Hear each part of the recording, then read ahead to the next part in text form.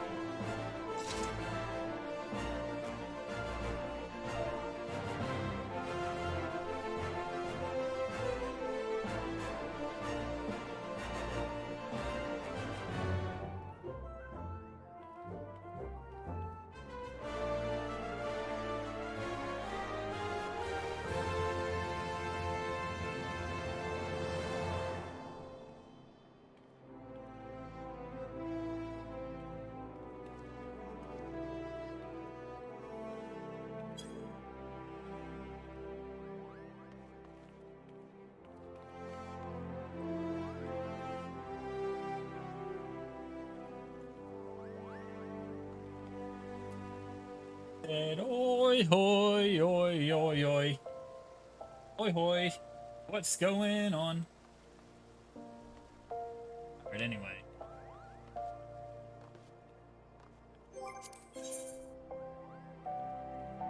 We are going to the Rising Stone.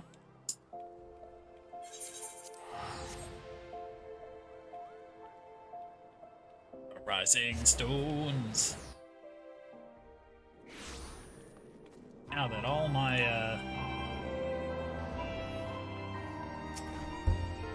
last time, all my crack rocks were destroyed.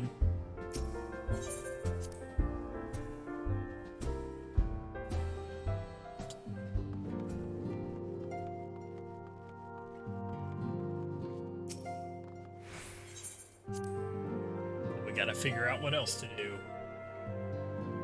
What happens next? Praise the 12 that you are hale and whole. I came as soon as Minfilia informed me of Sir Amaric's request. You have completed your investigation of the Keeper of the Lake, I take it? Then I would hear your report. Yeah, low blow destroying my crack rock. You converse with Midgardsormr? I swear. Were anyone else to make such a claim, I would regard it with considerable skepticism. Are we to understand that the worm Lord did not perish, and has so in sooth lain dormant these past 15 years?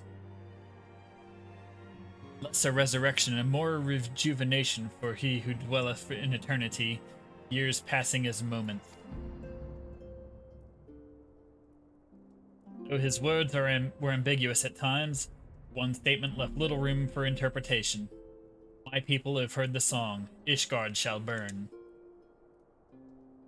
Clearly an attack is imminent. We must share this information with Sir Amaric immediately. However, we dare not divulge your conversation with Midgardsormr in its entirety.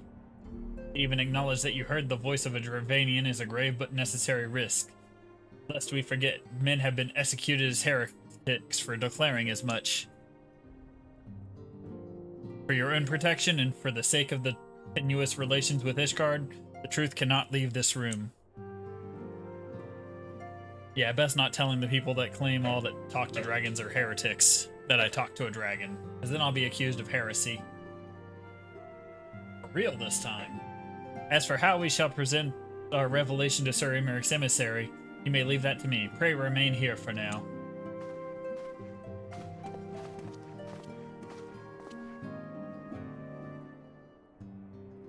Is there something you're not telling us, Magnarmus? You seem different somehow. 'Tis almost as if you're missing something important. Well, he broke all my crack rocks.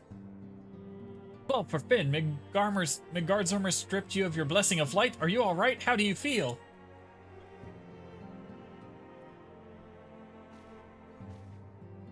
I see. It is a relief to hear that you are otherwise unharmed.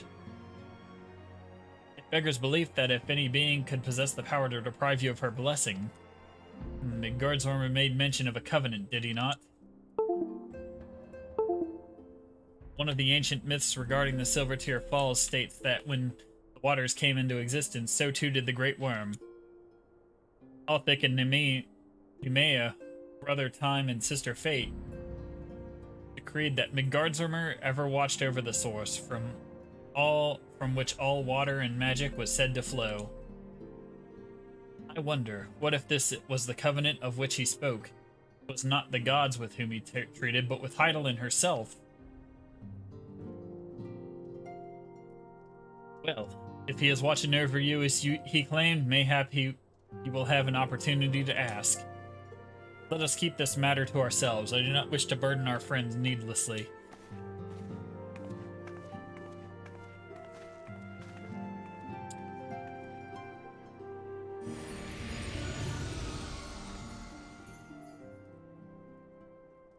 Art thou a pawn or master of thy fate?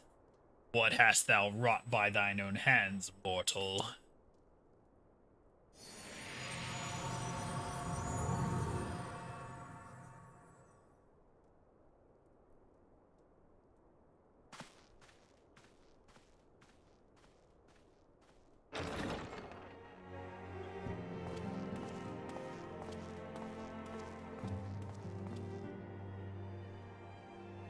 My friend, I can scarce believe it.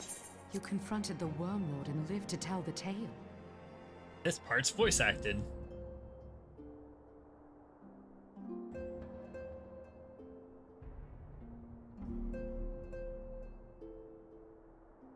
I give thanks to Helone for your preservation. It is our sole cause for gladness. Your encounter with the Keeper of the Lake served to confirm our fears. A great worm has roared, and it makes little difference if it was one of the two in Eorzea or any other. The Dravanians are coming. I am told that Ishgard has magical defenses against Dravanian attack, though I am not privy to their exact nature. Will they be enough to repel a massive force? Ishgard has weathered countless assaults over centuries. This will be no different. And now that you have confirmed the threat, none can ignore the Lord Commander's calls for the wards to be strengthened. I dare not presume to speak for him, but I expect the Lord Commander would sing your praises. I must away, but we shall meet again soon.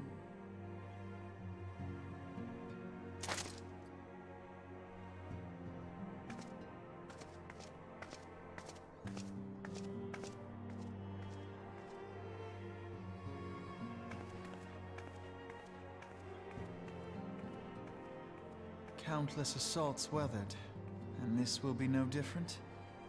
Why am I not convinced?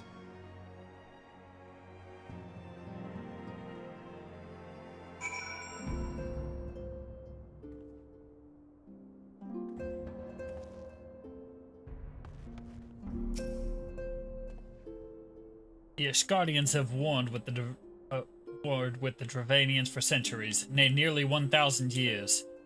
In all that time, not once have their enemies breached their defenses and entered the city proper.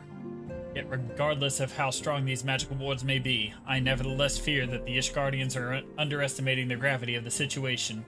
Though it was not Midgardsormr who roared, a call to arms by one of the first brood cannot be ignored. Until such time as they chose to request our aid, however, we can do naught but observe the situation at a distance, and pray that our fears are unfounded. Ere I forget, I believe Moonbrita has requested a gathering of the Scions. I assume there have been some progress concerning our efforts to combat the Ascians. Pray inform her that our business with the Ishgardians is concluded for the moment. I shall be along once I've completed my communications with the Crystal Braves. Speak with Moonbrita. All done with your task, talk of dragons? Wonderful. Because Ascians are next on the menu. Let us head into the shoulder, shall we? Get him in Philia's office.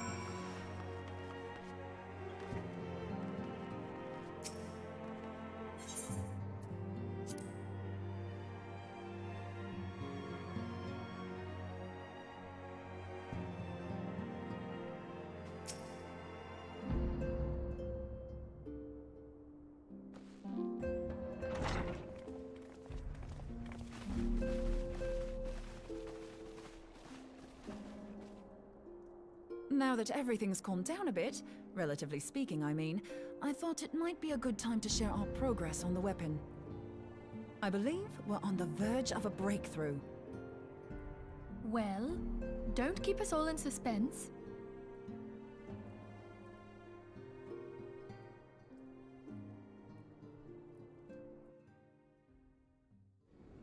Just in case anyone's forgotten, let's start by reviewing what we already know.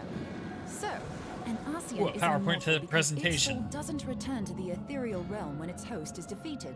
Instead, it flees to the place that lies between our world and the void. Therefore, the first step to permanently defeating an ASEAN is preventing its soul from making this journey. And if you recall, when we last gathered here, I had verified that white auracite has adequate capacity to entrap the beings, albeit only briefly. Which left the small matter of their extermination. Aye. To unmake an ASEAN soul, one must needs smite it with a concentrated burst, or blade, of purest ether. However, we wanted for both the data and the means to forge such a weapon. Short of experimenting on an actual ASEAN, you see, there's no way to gauge how much ether its soul is made of. As such, we don't know what etheric density our blade needs to have in order for it to work. So we'll just have to make the densest blade we can and hope for the best. Though that would require a lot of ether. Hang on a minute. Why didn't we think of this before? White auracite can hold an absolute heap of ether, can't it? Please tell me you're joking. God's sakes, Ida. I feel as though I'm reliving the same scene over and over with you. How many times do you need to be told that white auracite cannot store ether for long periods? Being intangible matter, ether is given to dispersion. Only in its crystallized form is it a stable source of energy. I will test you later on this, so see to it you do not forget. Right, yes. It's all coming back to me.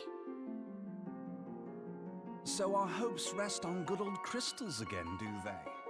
While they are certainly reliable, they leave something to be desired in the area of portability.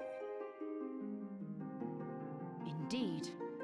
I am reminded of the quantity of corrupted crystals required to thwart Leviathan, and the extraordinary lengths to which the Laminsons went to transport them. What if it should prove that a similar quantity was needed to destroy an ASEAN soul? Or still more? I do not envy the poor sod who has to lug all of that around, on the off chance that an ASEAN appears. That's the very problem we set out to solve, and I reckon we've found the answer. If it isn't practical to lug around the ether we need, we'll just have to draw upon another source.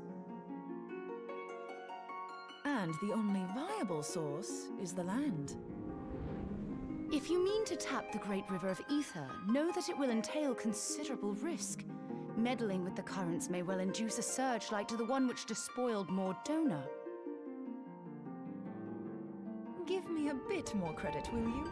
Why would we need to tap the river when there are veritable reservoirs jutting out all over the land? Aye, I speak of corrupted crystals. It might be that their aspect is out of balance, but a crystal's a crystal.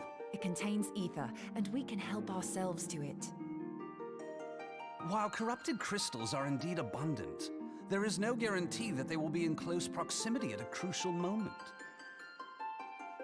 But what if we don't need them to be? What if we could tap their power from afar? A malm away, say? If we could do that, we'd have ready access to ether aplenty in almost every corner of Eorzea.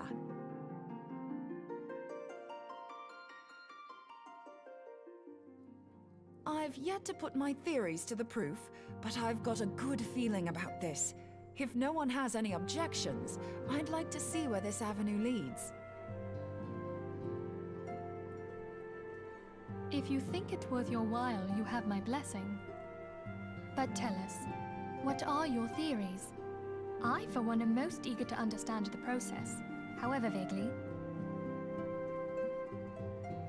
I thought you might say that. But no one wants to listen to boring old theories all day, do they? I know I don't. So with your permission, I'd like to try something a bit more hands-on. I've already built an etheric siphon especially for this purpose, and I've been meaning to try it out. Thing is, the profusion of corrupted crystals in Mordona makes it something of a high-risk testing ground. If anything goes awry with the siphon, it would be better if it didn't happen within spitting distance of quite so much ether. Ideally, I need an isolated specimen. Does anyone know where I can find one? May I suggest northern Thanalan? There you will find corrupted crystals of middling size, standing a reasonable distance apart. Ideal for your needs, I should have thought. Oh, and if you do elect to visit the place, I should be much obliged if you would assist me in another matter while you are in the area. Has something happened? Movement has been observed at Castrum Meridianum. During Operation Archon, the Alliance dealt the stronghold a heavy blow. Its facilities were extensively damaged, and its garrison reduced to a fraction of its former strength. Not long after our forces withdrew, however, their ranks were replenished by reinforcements from Castrum's sentry. They now seek to rebuild, and to this end they have their sights set upon the ceruleum processing plant. Having lost the Empire's support, the 14th Legion lacks the resources to sustain itself. To them, this is a bid for survival, and they will doubtless fight like desperate men. Though I have dispatched the Crystal Braves, I fear their strength alone may not suffice to stay the Imperial assault. I would request the Scion's aid in the defensive effort. If I didn't know better, I'd say you were trying to inveigle us into fighting your battle with the promise of shiny crystals. Well then, consider me inveigled. I won't lie, the crystals you speak of sound perfect, so the Garleans have to go. Besides, we can't afford to beat about the bush. There's no telling when the Arceans will next appear. Thine eagerness to hurl thyself into the jaws of danger cometh as little surprise. Exercise due caution, I prithee. Though you have become a Crystal Brave, you are yet a Scion, Alphino. We could hardly refuse you. Pray, join the Crystal Braves and lend them your support. Thangred and Papalymo shall accompany you.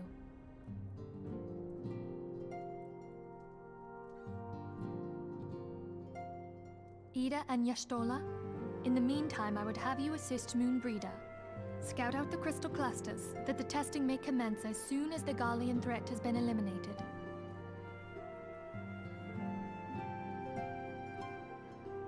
If it please you, I shall continue mine own experiments on white orosite. Thank you, Arianger. Everyone, pray see to your preparations and depart as soon as you are able. Go well, and be safe.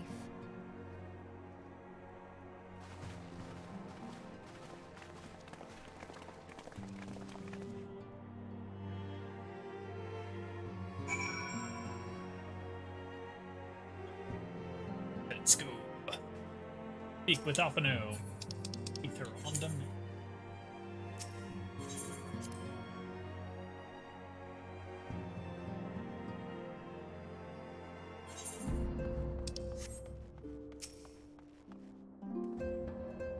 It would seem that events have once more conspired to rob us of rest and recuperation.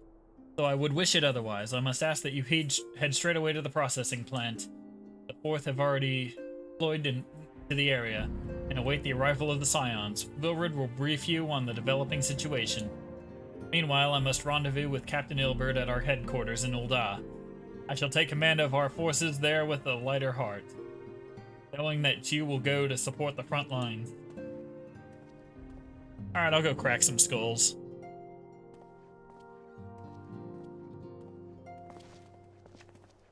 Your duties take you to Northern Thanalan, do they not? We too must say our farewells to the Rising Tones for a time. Flamine travels to Ul'dah, and we shall serve as her escort. At my daughter's behest, I go to contact certain old acquaintances in the Gilded City. We are beset on all sides by civil unrest and imperial machinations, threatened by primals and troubled by dragons. We will need all the allies we can muster.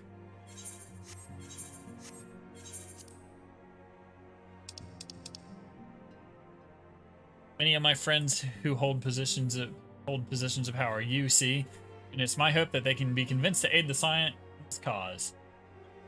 If past events have taught us anything, we know that Eorzea must present a unified front, or we shall fall.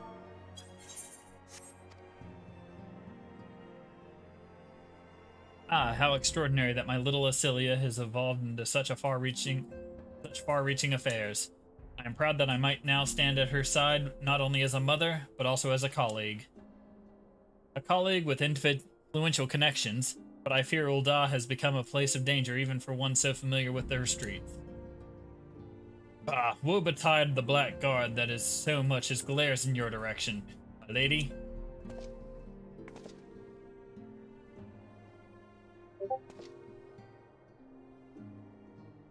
Ah.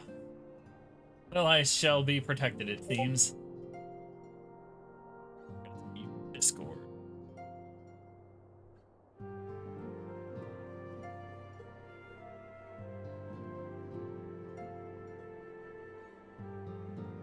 I need a British accent. Shall we be on our way then?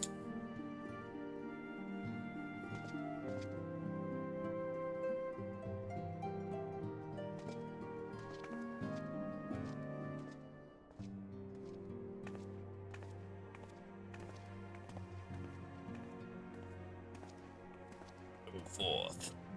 Unleash hell. Alright. To the cerulean processing plant. Teleporting. Teleported.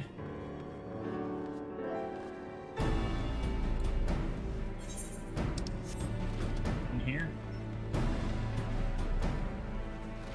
Behind the building? Yes. Alright. What you got, Wilrid?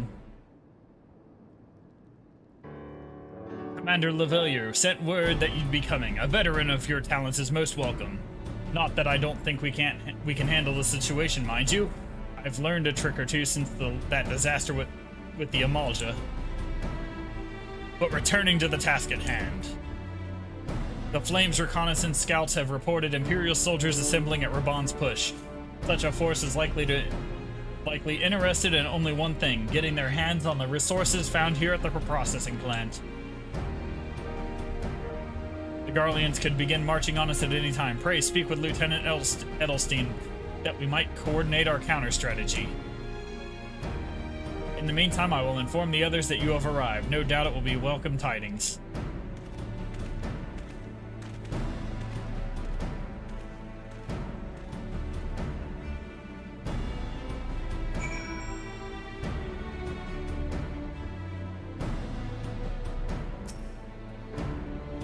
Sergeant Darkblade, my soldiers yet tell tales of your deeds during Operation Archon. Would that we could sit a while and just reminisce about old times, but I fear more pressing matters require our attention. The civilian draughtsmen, you see, have come across several highly suspicious crates within the boundaries of the processing plant. I and my sappers take a close look, and our worst fears were confirmed. Those boxes contain powerful explosive devices. Devices of Imperial design, no less. Oh, they plan to blow the place up. By my order, the Flames stationed here are conducting a thorough sweep of the compound as we speak. Though it troubles me that we are unable to apprehend the Imperial spy behind this, I have faith that our men will be able to neutralize the threat for now. In the meantime, our scouts bring troubling news of the latest movements in the Imperial army. I would once again ask for your aid. We've been keeping a close eye on that Garlean garrison, and 'twould seem the Imperials have finally begun to mobilize. According to the reconnaissance report that just came in, the squad seen leaving the castrum are too few in number to effectively take and hold our position. They will likely mount a swift assault and focus on the acquisition of resources. I've of course also shared this report with the Crystal Braves. They've decided to take to the field and to meet this assault head on. I've apprised your fellow Scions of the situation, and I'm heartened to know that they will be joining the effort. Report to Lieutenant Elaine, and lead your much welcome strength to the counteroffensive.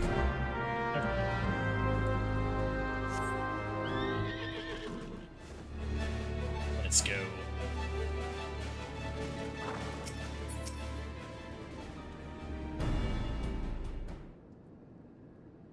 Glad to have you with us, Magnarmus. As I'm sure Lieutenant Edelstein has explained, the Garleans have deployed a small force from Castra Meridianum. Their main column assembles to the north near Dalamud's Talons. But we've also spied several squads attempting to conceal themselves on the approach to the west. They wish to rush forth and commit a battle with the main column, leaving the detached force to free to raid the plant and pillage supplies. Not much of a strategy, but these are desperate men. Captain Ilbert.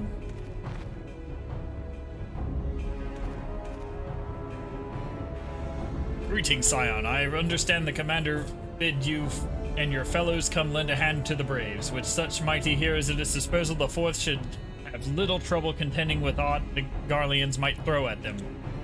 But even you cannot be everywhere at once. The Third was getting restless to hold up in Ul'dah, so I marched them out here to fill any holes in the plant's defenses and add to their numbers to your counterattack. The reinforcements are welcome. We've enough soldiers now to divide our own forces and safely engage the enemy far beyond the walls. It would best to avoid staging a battle anywhere near this much ceruleum. Take this fight to the Garleans. A wise course indeed. I shudder to think of the consequences should any of these storage tanks be exposed to fire. If there are no objections, the Scion shall join the Fourth and give battle to this main column. You're with the Third, then, Warrior of Light. Your job will be to intercept these squads hiding out in the west and prevent them from reaching the processing plant. When you're ready to proceed, report to Lieutenant Yu Hase. His scouts should have a rough idea where the Imperials have concealed themselves by now. Yu Hase, the little leprechaun. Let's go.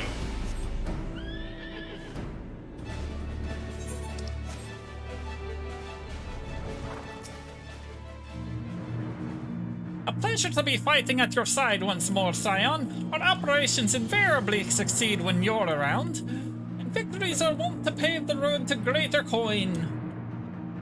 Now this detached force we've been sent to eliminate has split into smaller squads, the better to conceal themselves within the terrain hereabouts. I imagine we'll need to split ourselves up as well to cover more ground and make sure we root out all these would-be raiders. And seeing as you're an army unto yourself, I've assigned you to your own areas to scour and clean of enemy soldiers. This will be a simple search and destroy. We'll rendezvous back here once the task is done. Happy hunting, Scion! Alright.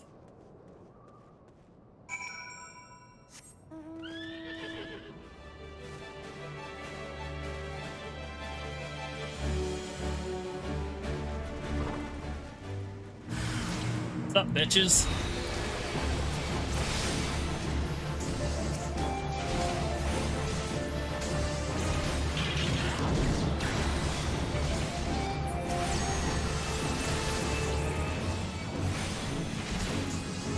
One down. And 3 down. Alright. Let's go hunt more. Hunt.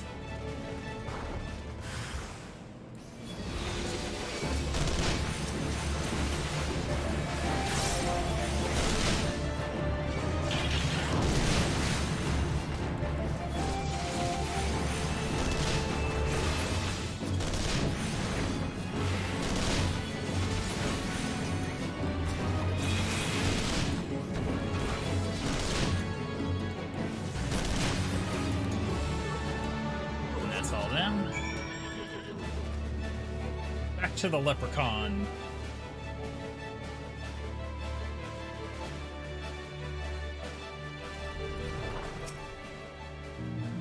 It will seem grim, Scion. I take that to mean between us more than a few Garleans won't be making it back to the castrum. These Imperials, though, they certainly made us earn our pay. I would be a happy man if I never had to tussle with another one of those Magitech horrors. It is time we bid this war-torn land farewell. I will contact the Fourth and let Lieutenant Elaine know the west is now cleared. I would appreciate if you would do the same when you report to Lieutenant Edelstein. Yep, back to the pot of gold talks. You are correct, Francis. Back to the pot of gold.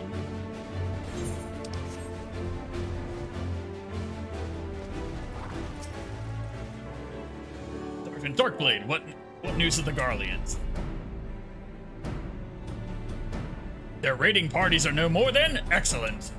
The Imagina engineers would be most relieved to hear that the plant is no longer in any immediate danger. Thank you again for your assistance.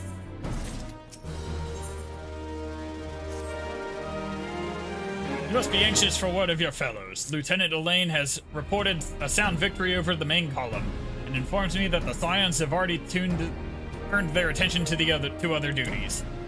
All but one, that is. Rogadin lady with a large axe. It would appear she has chosen to remain at the site of battle. I know not what task keeps her from returning to civilization, but Northern Thanalan is no place to wander alone, even for a capable sort such as her. I would certainly feel better about things if you would check on her before you would continue on your way.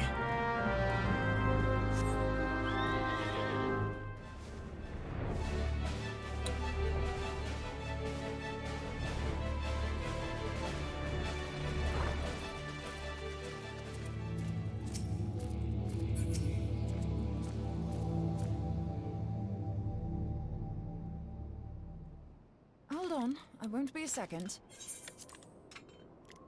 Voice acted.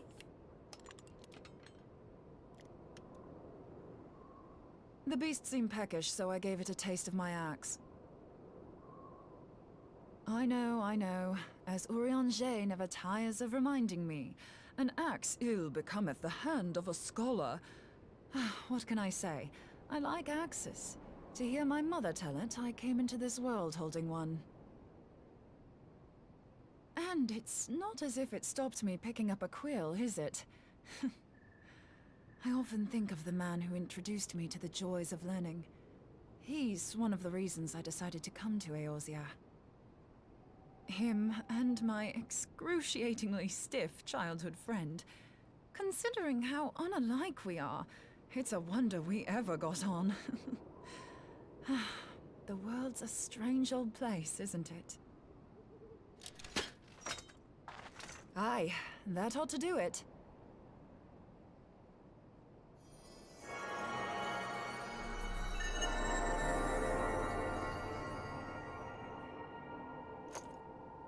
So far, so good. At these concentrations, it shouldn't matter too much if something goes awry. Just enough ether to make it interesting. Did you see that? The way the crystal glowed? The siphon works, I'm happy to say. With a few refinements, it should satisfy our appetite for ether, which just leaves the small matter of forging our blade. I'm not sure how to go about it just yet, but I swear to find a way. I'll put a blade in your hands if it's the last thing I do.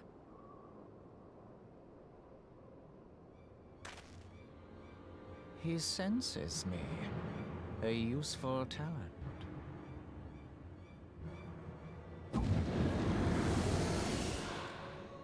Hi, Captain Sideburns. Are they onto us? By your brand, I see you are an Archon of Sharlayan.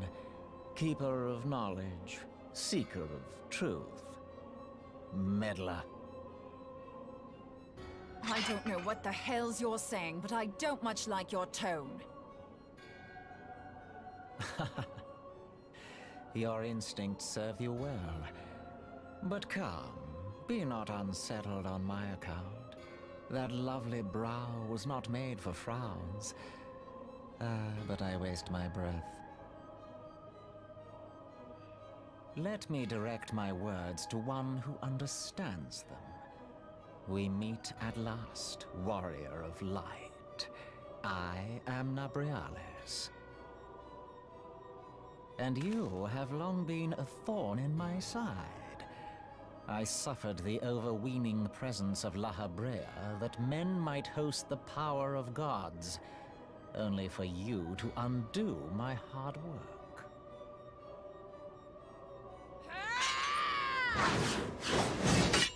Oh, bugger. Do settle down.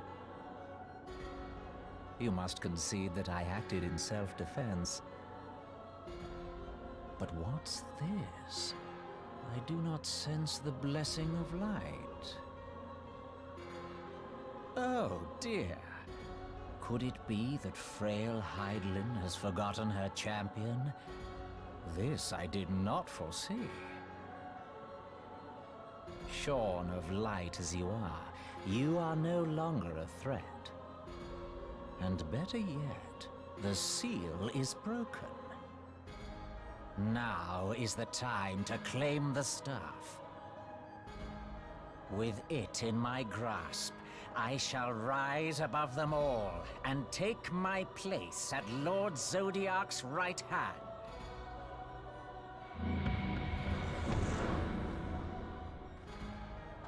What did that bastard want with us?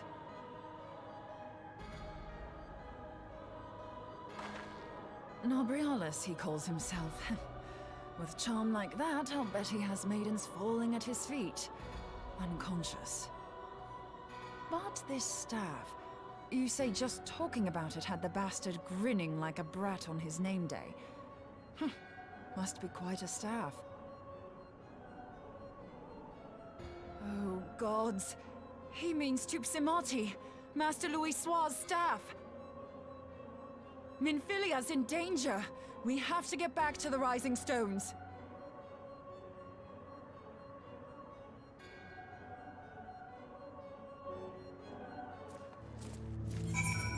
The Rising Stones.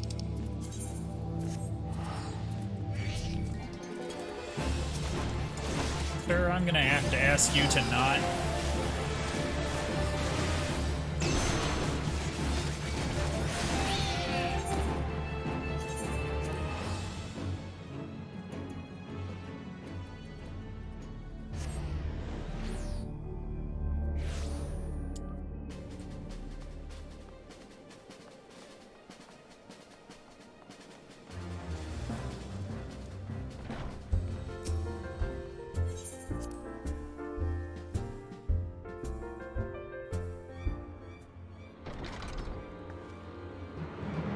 You're here. Master Louis Soir's staff is kept in the solar, isn't it? Quickly now.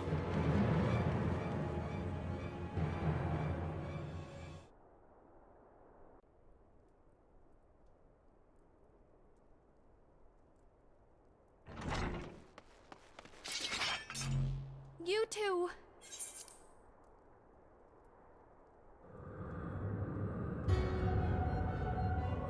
So, you were able to divine my intent. What now, warrior of light? Ah, but that name is no longer fitting. You have become decidedly dull, and quite incapable of barring my entry. What do you mean? You truly do not know? Then I suppose it is only right that I enlighten you.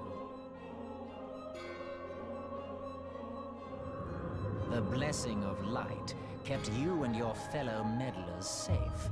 It was that which prevented my kind from entering your domain. My kind, I say, though it had no power over the likes of Elidibus and La Habrea. Being of this world, they could come and go as they please, while I could only look on. But I need look no longer. Now that the seal is gone, I mean to act. Unlike the others, I am not given to waiting. I shall take that staff and bring about the next rejoining. Rejoining? Then it was your doing. The Isle of Val, the scholars, all of it.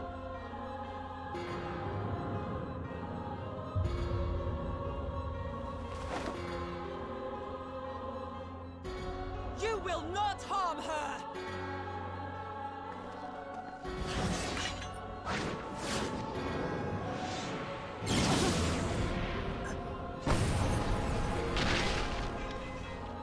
Moonbreeder! Why must you insist on forcing my hand? Did you learn nothing from our last meeting? Ah, but I forget.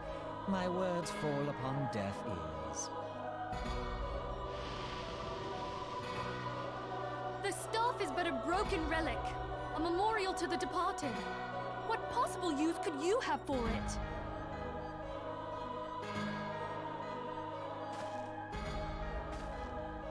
What use? You mean to say that all this time you kept the key, never knowing what it was you possessed? The staff Tupsimati, or rather the stone tablet it bears, is host to a great power. Together with the horn, it can be used to draw vast quantities of ether from its bearer's surroundings. How else do you think Louis Soir was able to invoke the power of the 12 without making them an offering of crystals? Summoning requires not only prayer, but a profusion of ether. Even a child knows that. If I did not know before, you may be certain I do now. But above all, I know that we cannot allow this staff to fall into your hands. I will die before I let you take it. Insufferable woman. I would happily end your miserable life here and now. Alas, Elidibus would never let me hear the end of it. Very well. If you will not part with the staff, I will take you too.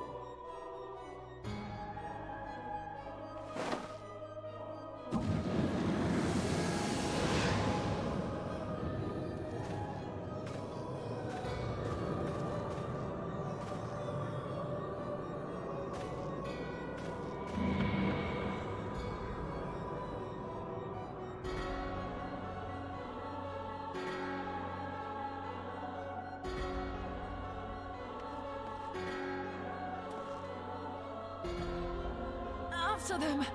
Quickly! Before the rift closes!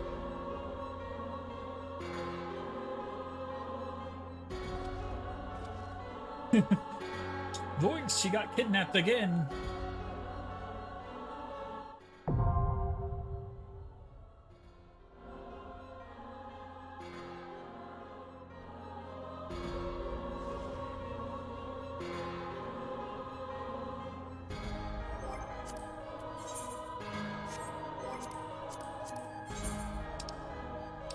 Alright, time to do this. Oh, wait time of 20 minutes. Oof.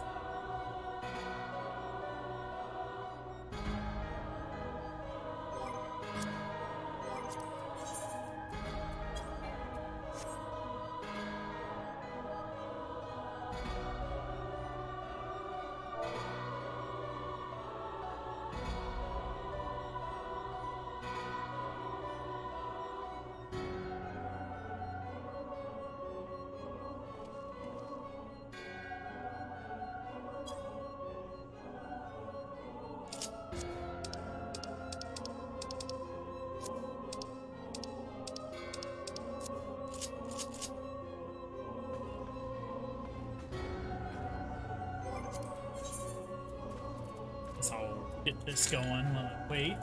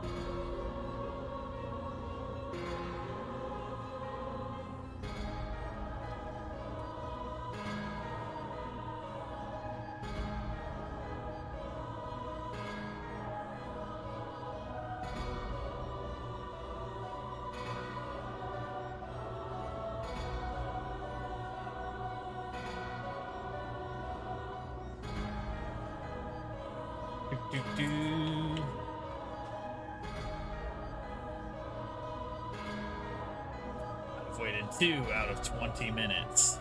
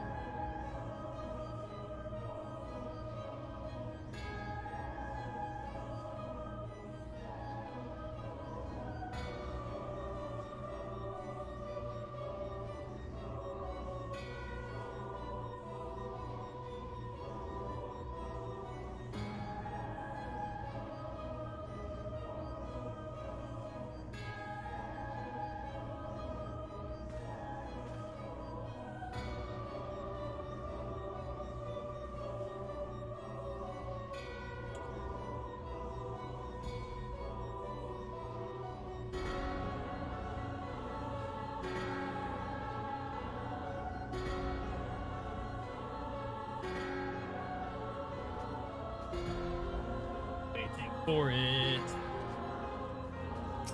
Wait to begin.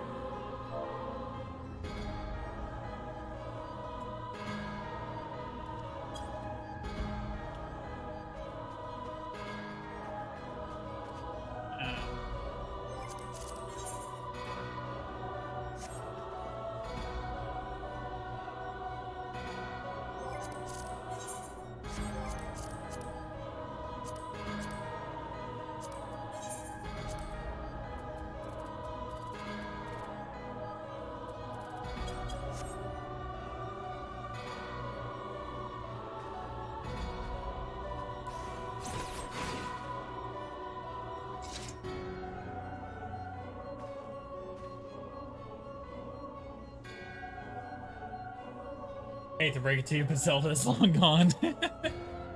Yeah.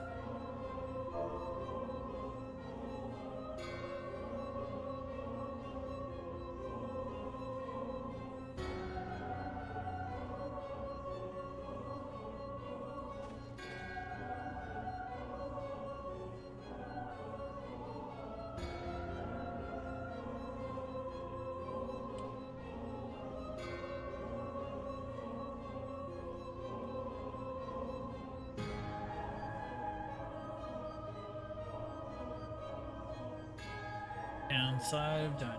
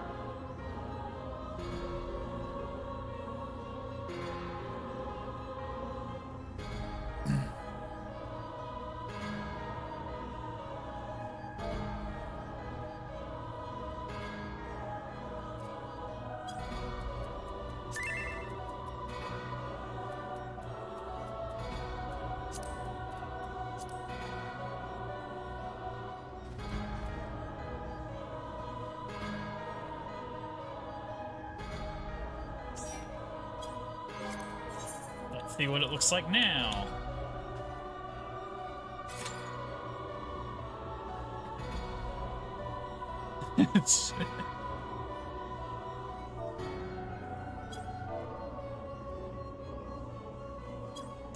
Still 20.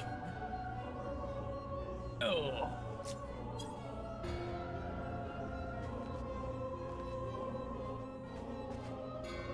Still 20 minutes. 3 people. Can I get any more?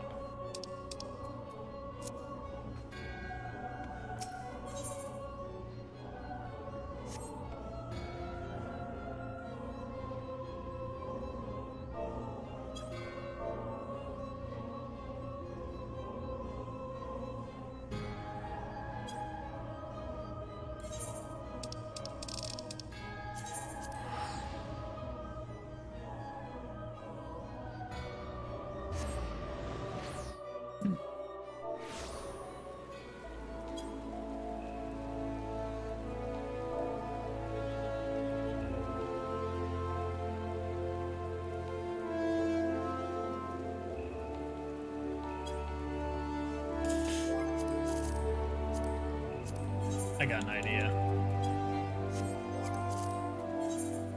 Start a party. Recruit members. Trials.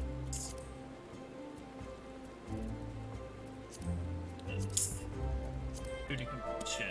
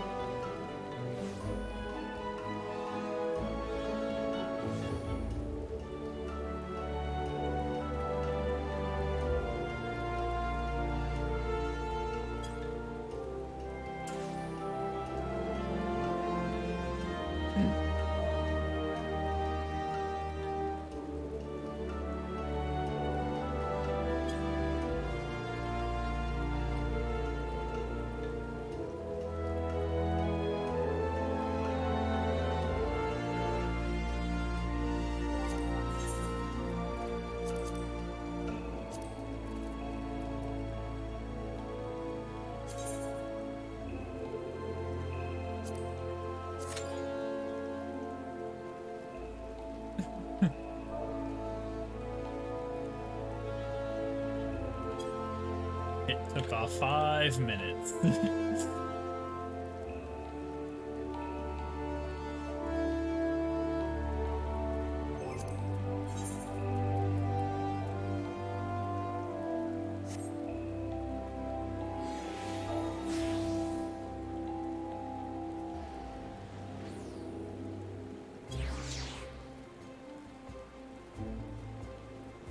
I try to PF another healer.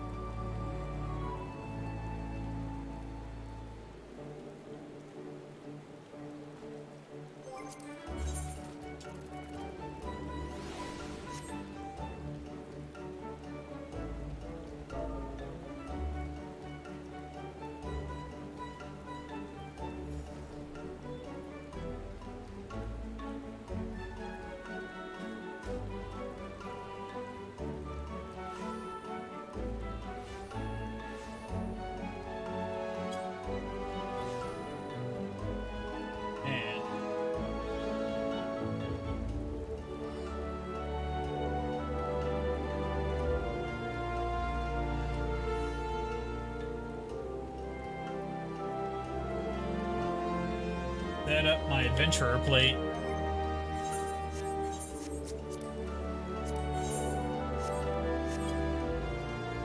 Adventurer plate, huh?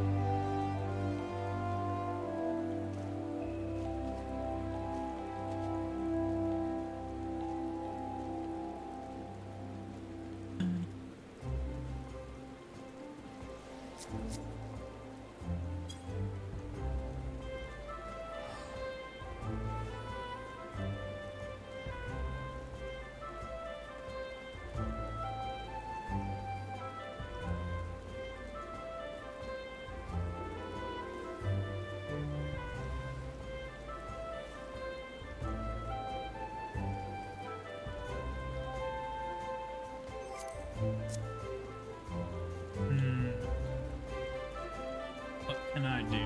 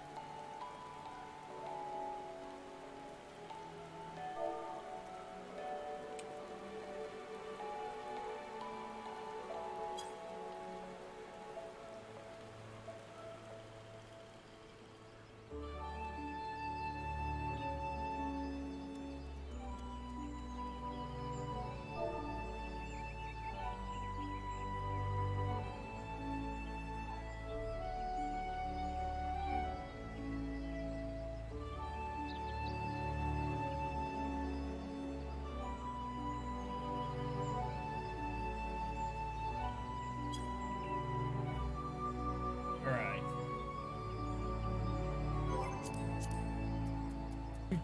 Trying to recruit people, Phoenix.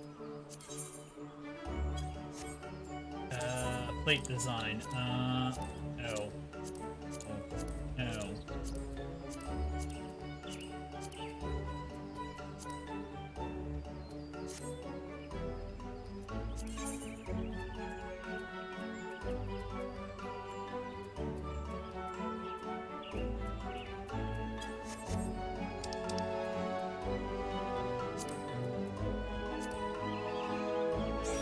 Alright, one more joins.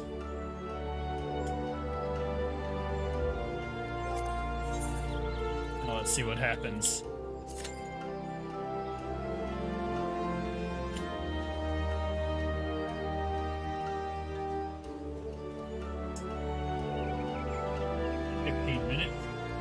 Still.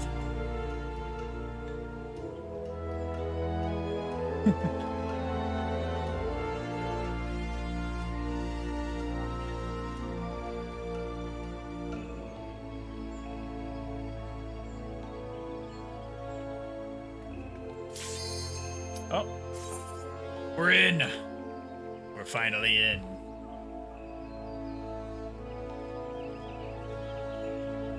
That other healer better accept. It better not be Phoenix.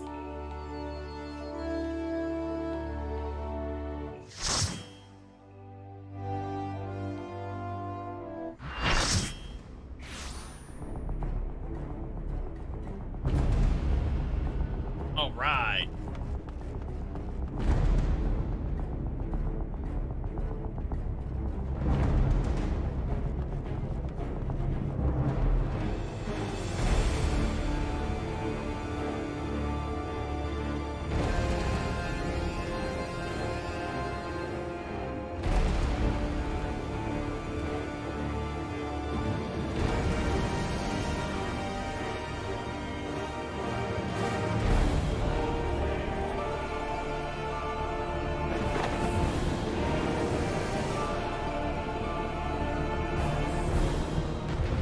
Alright, Captain Sideburns, you're going down now. Going down.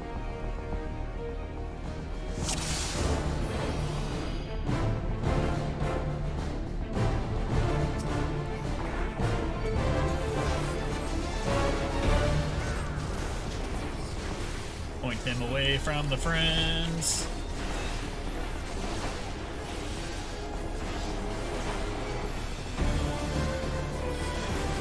That hurt, but I got potions.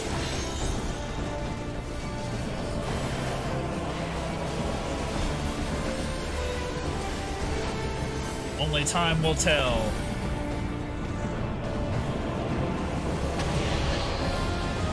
Alright, now time to collect all the things. I got a green one. You gotta alternate between the two colors. Then you gotta get a red one. I gotta get another green one.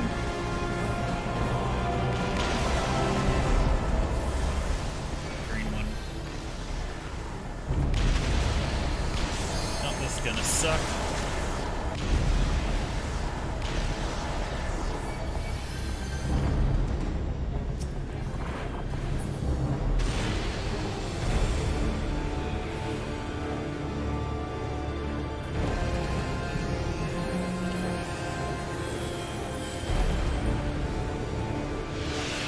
Action not yet learned.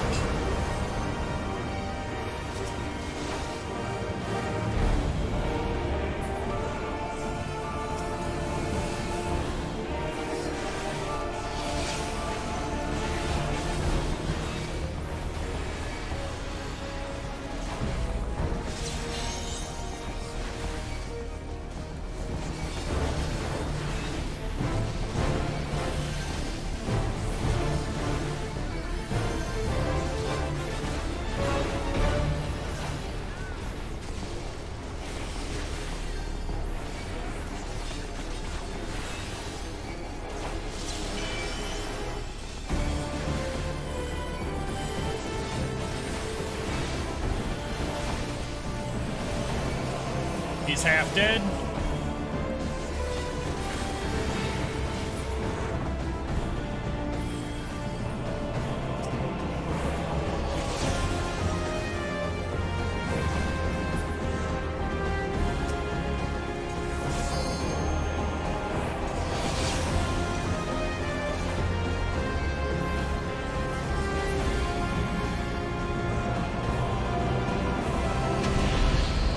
Here we go again, collecting the orbs. Collect the orbs, take 2.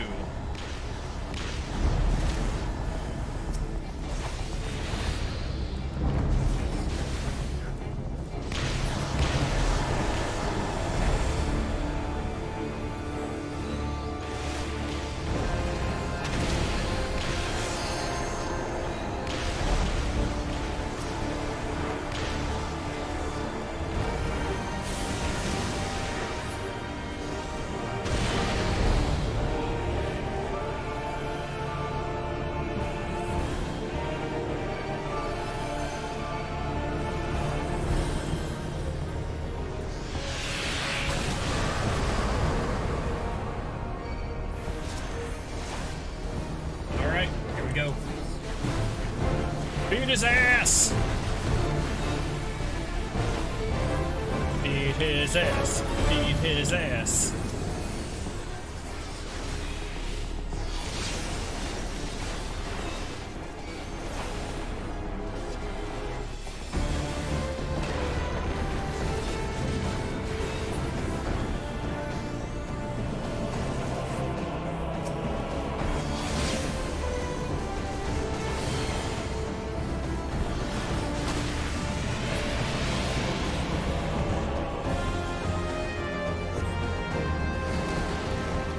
Into the void.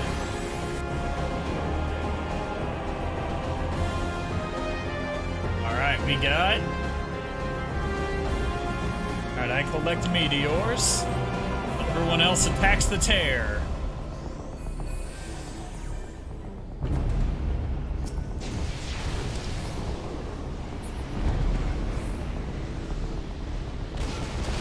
Got it. Oh, it's right there.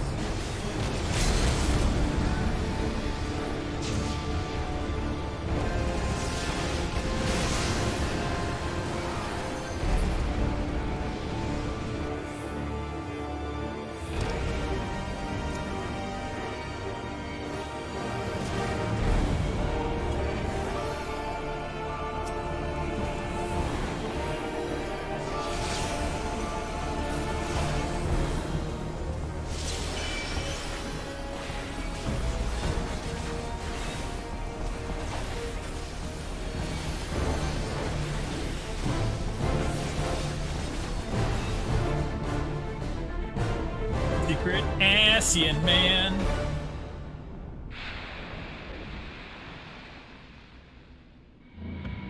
We all beat your ass. And freed Zelda.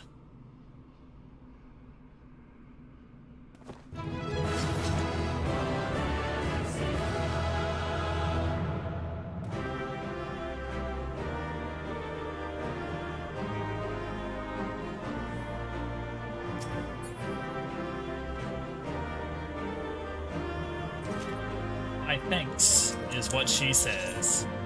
Alright, leave duty.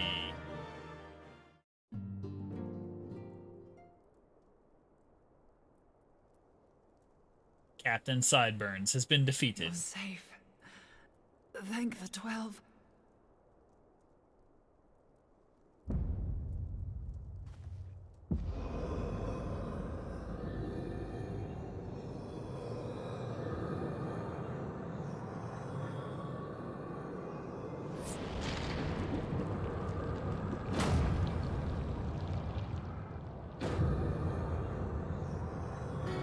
You may have bested me this day, but what of the next? What of all the days to come?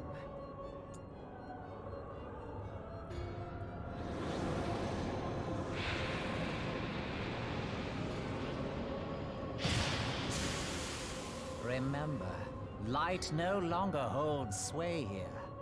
I may return whensoever I wish, again and again and again. Eventually, you will falter, and the staff will be mine. Until next time, Scions.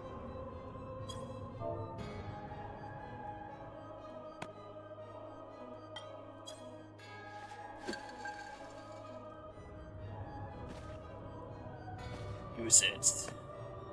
Put him in the Pokeball. There will be no next time. This is the end.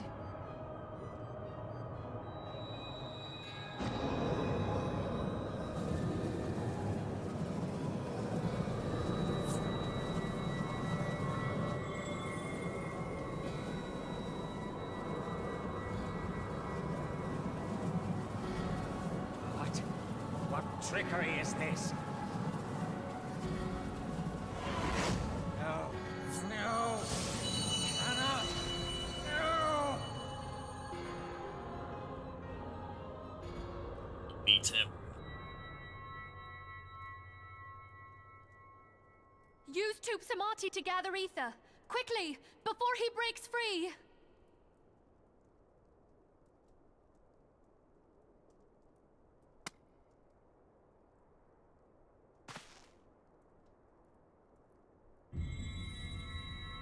Concentrate. Call to mind the time you struck down La Habrea with the Blade of Light.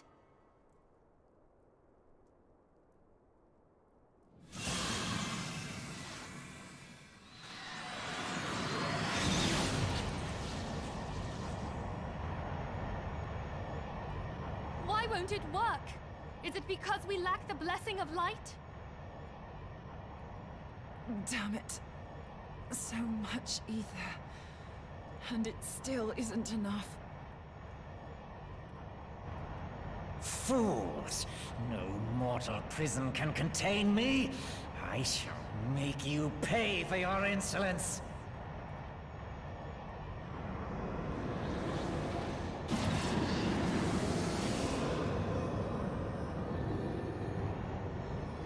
Please, Mother Heidelin, hearken to our plea. Lend us your divine light. Why can you not hear us? Do our words no longer reach you?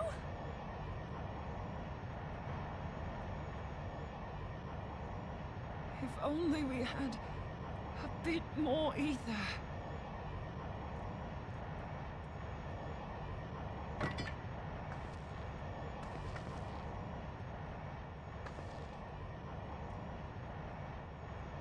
Moonbreeder, what are you doing? Master Louisoix, I understand now. The choice you made. In death, there is life. Farewell, Urianger. You damned old coot.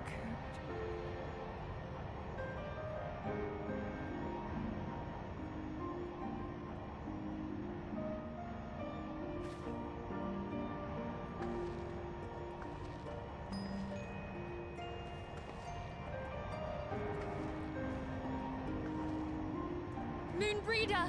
No! You mustn't!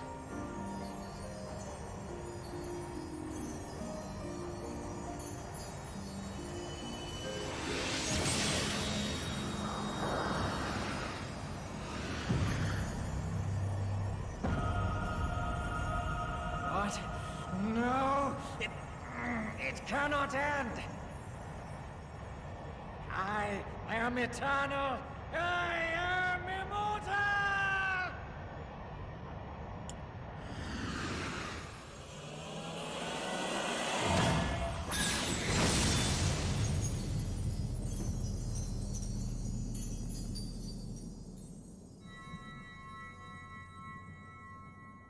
Well, Moonbreeder. She's gone.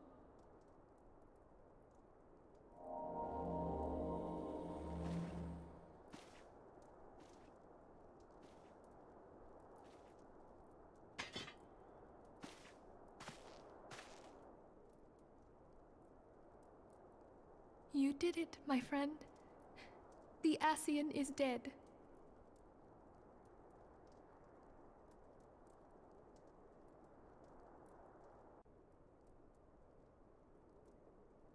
This device is a legacy of Moonbreeder's toils and sacrifice. I shall hold on to it for safekeeping. Minfilia, are you all right? I am. Oh, we were surveying northern Thanalan when we received the distress call. We returned as swiftly as we were able. It seems you have everything in hand, however. What happened here? Where is Moonbreeder?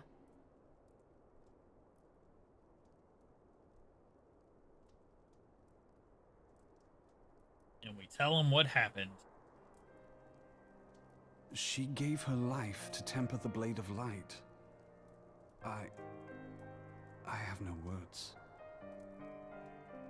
Rather than await the inevitable, she took her fate into her own hands. Does Urianger know?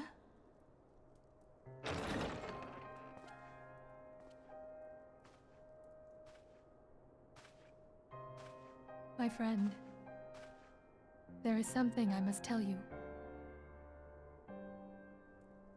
I heard all, my lady. The moon sinketh, taking her leave of the heavens, yet her passing heraldeth the coming of a new day.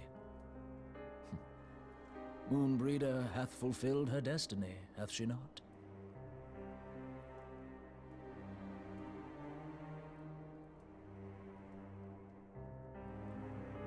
Long ago, far across the seas in the Charlayan motherland, Moonbreeder and I did study under the sage tutelage of Master Louisoix. Full oft did he impress upon us that knowledge existeth to serve the greater good. His sentiment, however, was contrary to the nation's policy of neutrality, which censured intercedence in the affairs of foreign lands. In spite of vehement opposition, he founded the Circle of Knowing, and journeyed hitherto the heart of Eorzea. Through his noble sacrifice was the realm spared its doom. Yet this great soul, whom all should rightly have honored, was branded a pariah in his own land. His peers did accuse him of forsaking his duty as a man of learning, and of meddling in the course of history. When he left Charlayan behind, Master Louisoix gave no word to signal his intent to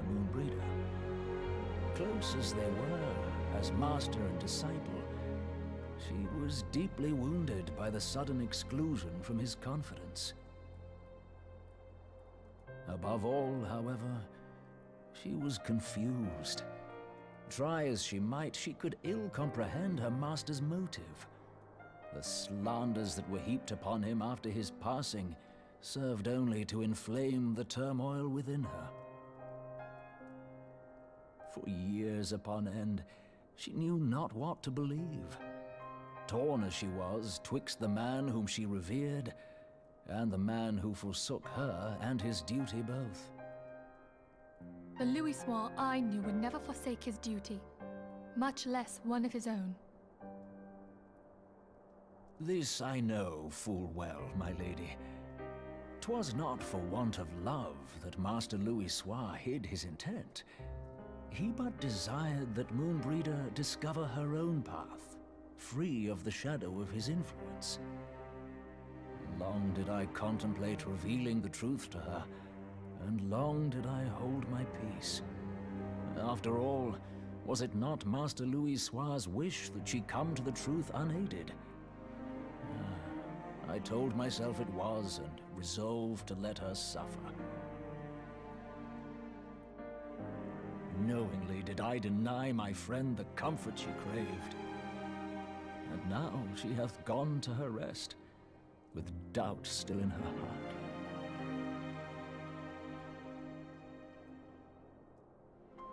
Speakest thou in earnest? Did Moonbreeder truly come to understand Master Louisois' will before the end? The realization hath set her free. She may now find the peace which hath for so long eluded her. Oh, Moonbreeder, my dearest, how I shall miss thee.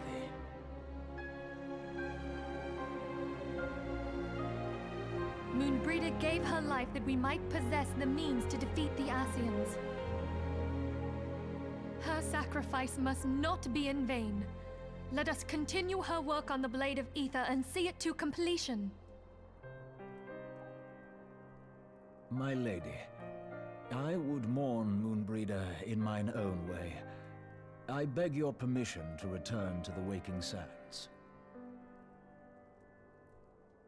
Of course, my friend. Take all the time you require. We shall be here should you have need of us.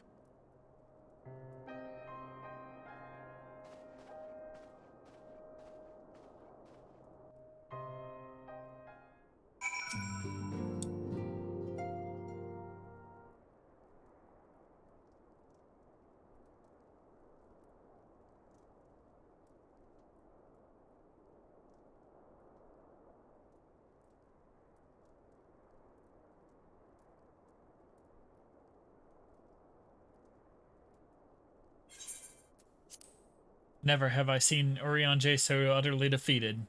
No one should be made to suffer such grief. We shall gather in the Charlayan manor, celebrate Moonbreeda's life, and mourn her passing.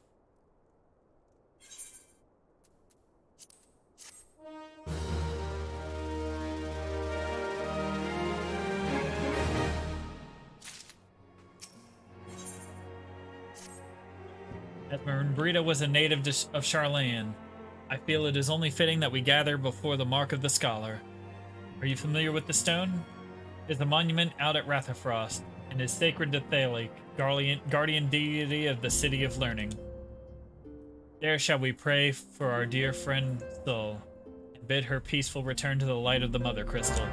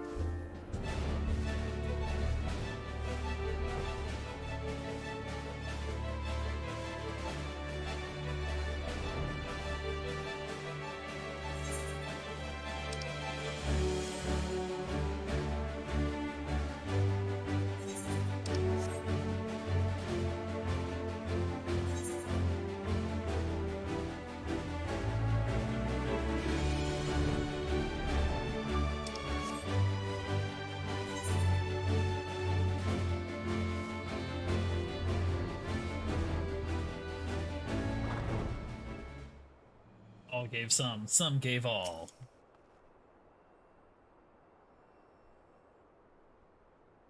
Yep.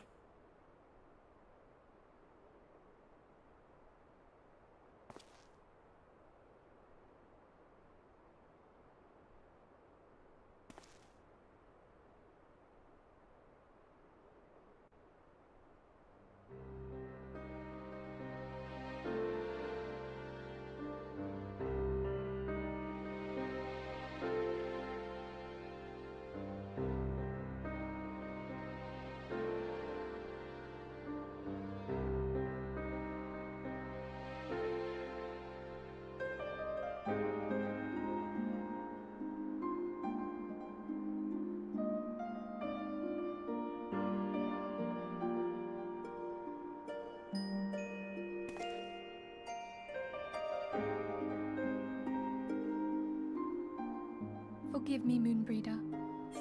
Had I been quicker or wiser. But I was not, and you paid the price. But you would not suffer us to wallow in our sorrow, would you? You would tell us to pick ourselves up and get on with it. And so we shall. We shall defend this realm and her people to the last.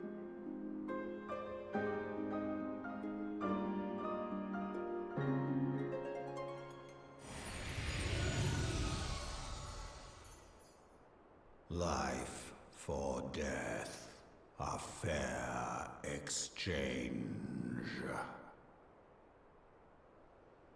Other bargains will be struck.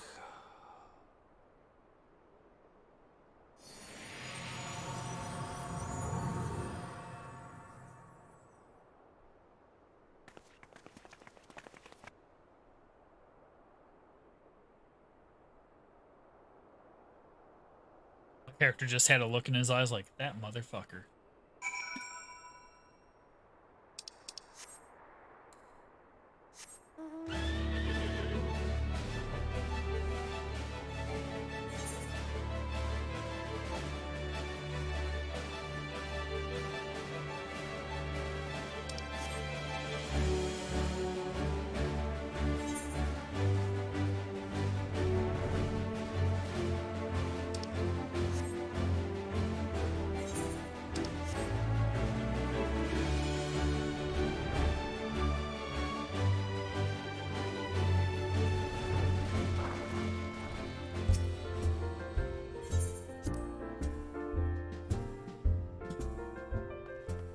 The bargains will be struck.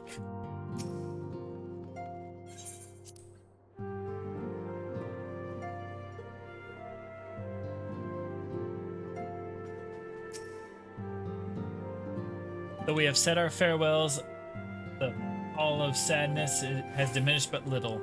Forgive me, as antecedent, 'tis my job to be the pillar of strength for all others to lean upon. Yet I also believe the grief we feel is now is precious in its own way, and not to be lightly swept aside. Do you not agree, Magnarmus?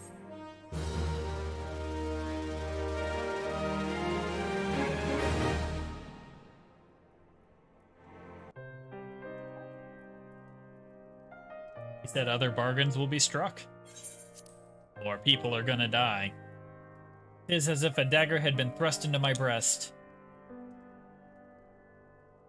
But 'tis a pain we must learn to bear if we are to forge ahead with our duty. The battles we have fought have taken the lives of many. Louis Sois, Moonbreeda, our fellows at the Waking Sands. Their spirit and dedication to our cause, however, will never be as lost as long as we rise to fight once more.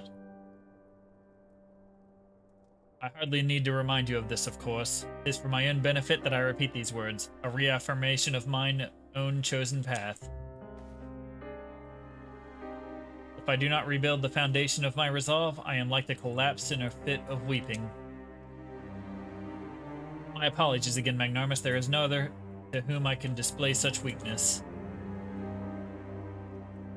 You are my pillar of strength, and I fear I shall have need of your steadfast presence in the days to come.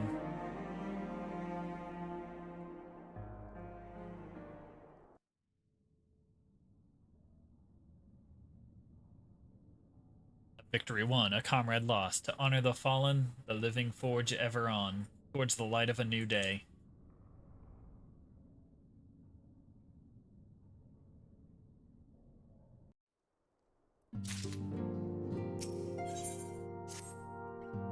Have you a moment, Magnarmus? I believe Ida has wished a word with you. I should consider it a personal favor if you would lend a sympathetic ear to her troubles. She has not been herself since Moonbrida's passing, and my heart aches to see her so downcast. Speak with Ida.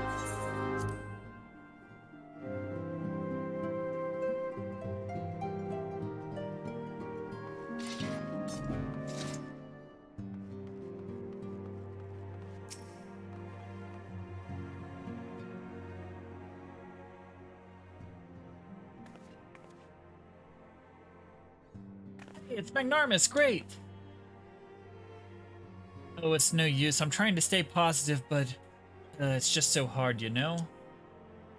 Thing is, I know Moon would tell me off if she saw me moping around like this, which is why I decided to cheer myself up by getting her a special flower. I placed an order for a moon daisy with Rowena a little while ago, and it's ready to be picked up.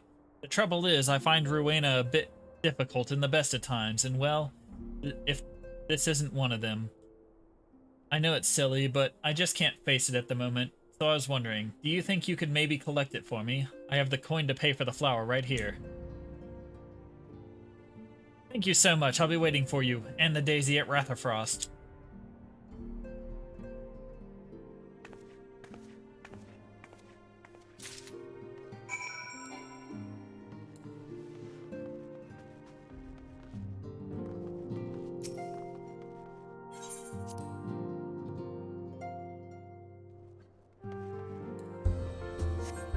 Onward, noble steed.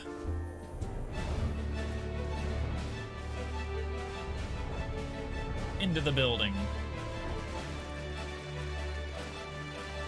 Right back. Yeah. What can I do for you today, adventurer? Eldritch trinket to trade? Yeah, they've got you running errands now? Those scions really know how to make the most of your talents, don't they? Sending the savior of Eorzea to the bleeding market. Fine use of your time, that is. Seriously, though, you'd best learn to say no, or they'll have you mucking out the chocobo stables next. Anyway, what was it you were here to pick up? The moon daisy, was it? Well, here then, take it. And tell that Ida lass I've got a wider selection of headwear in stock if she ever decides to replace that dowdy old mask of hers. God knows she needs to.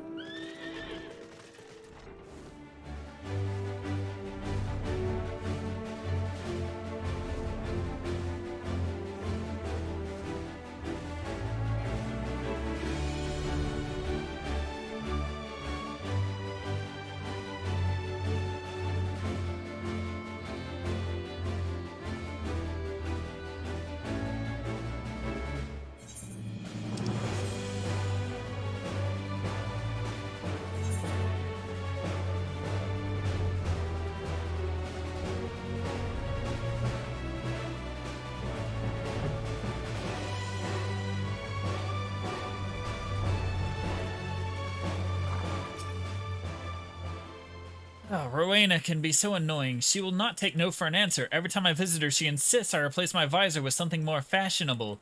And when I tell her I like it just fine the way she is, she says it again. And then again, and then again! It drives me crazy! Oh, what I mean to say is I really appreciate you doing this for me. So anyway, let's see it.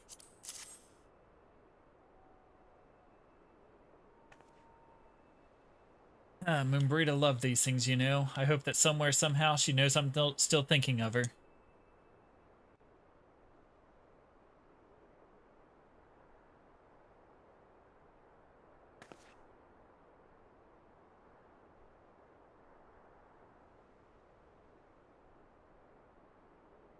I'll never forget you, Moon. None of us will.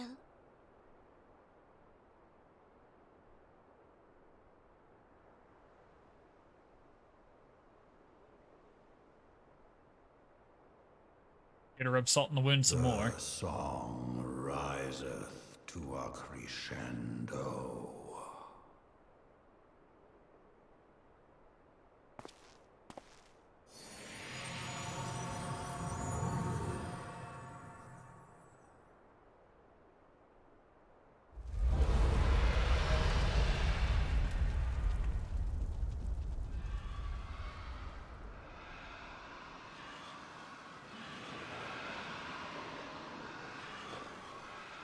Come the dragons. Is that what I think it is?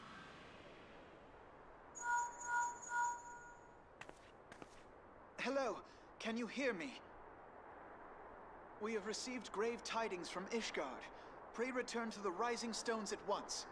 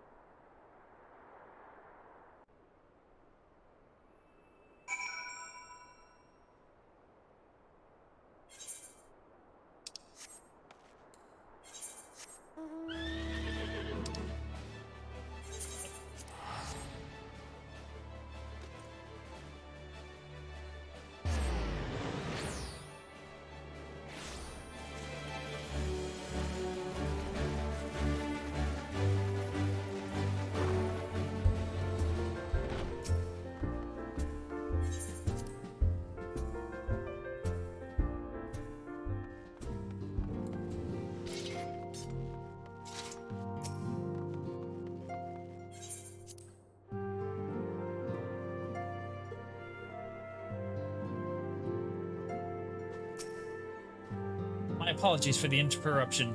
I was deeply saddened to learn of Mubrida's passing. Her loss will be sorely felt. The last recent developments in Ishgard leave us little time to mourn. The envoy from Kurthus will soon arrive, and we must hasten to hear her report.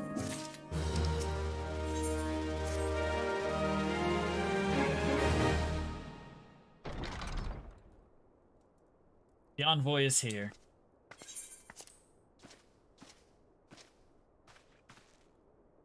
Thank you for receiving me at such short notice. Time is of the essence, so I would forego the usual pleasantries, if I may. Certainly. You come with news of the Dravanians?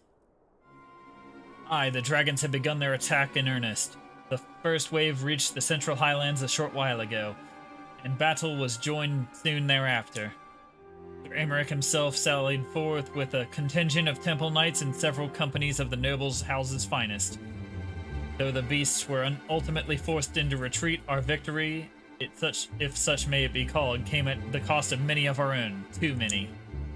We will not withstand a second wave should the Dravanians renew their assault. You paint a grim picture, my lady. It is reinforcements you seek, then? We do. Though it pricks our pride, it is plain to see we cannot protect Ishgard with our ranks thus thinned by the Horde. Sir Aymeric would meet with you to discuss the possibility of enlisting your aid. Very well, I shall depart for Kurthus at once. I must warn you, however, the involvement of the Crystal Braves is by no means assured. Our commitment to quelling the unrest of Ul'dah must take precedence. It is with such contingencies in mind that I must make another request. The Scions of the Seventh Dawn are known for sharing close ties with all three of the Grand Companies of Eorzea. Would you consent to plead our case to their leaders? Though I will not gladly appeal to the Grand Companies on your behalf. Though I will gladly appear to the Grand Companies on your behalf, I dare not promise a favorable reply. You need say no more, considering our past dealings with the Eorzean Alliance. I can well imagine how our plea will be received. But the fate of Ishgard hangs in the balance. We must explore every avenue still open to us, no matter how unpromising. I see, very well. I shall send envoys to each of the allied nations and have them present your request directly to the heads of the Grand Companies. In the event that your plea does receive a favorable answer, know that any support is certain to be conditional. Demands will be made of Ishgard. That is only to be expected. Rest assured that I speak with Sir Aymeric's authority in this matter, and that our actions are fully sanctioned by the Holy See. Which brings me to my final request, a personal appeal to you, Warrior of Light. The Lord Commander much desires to speak with you, regardless of your fellow's involvement.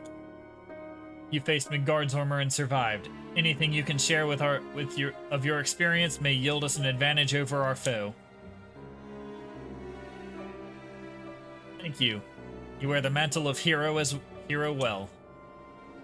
It would seem the roads lead us both to Camp Dragonhead. Seek me out when you arrive, Magnarmus.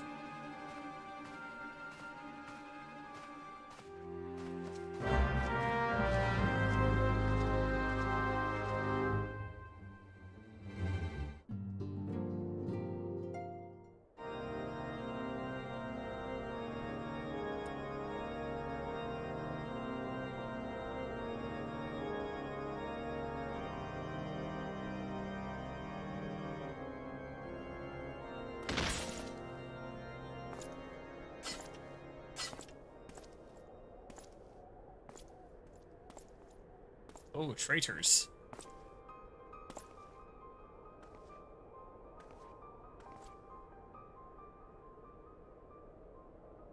And Lady Iceheart. Heresy!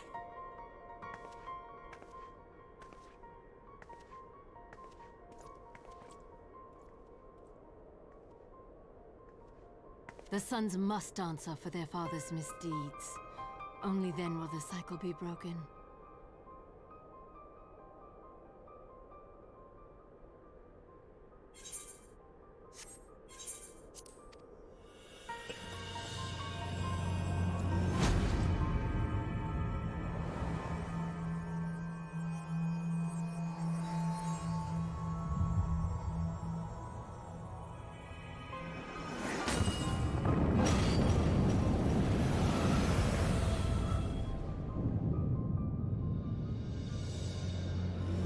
Brothers and sisters of the heavens, we raise our voices and join you in the chorus. The sinner's feeble magics are undone. Hey, look, that's the defenses that lasted for centuries. Retribution.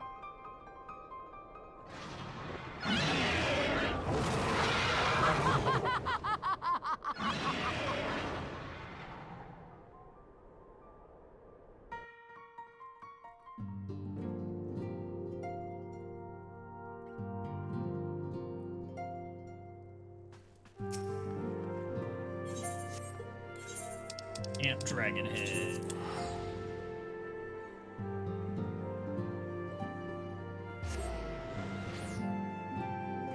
Go.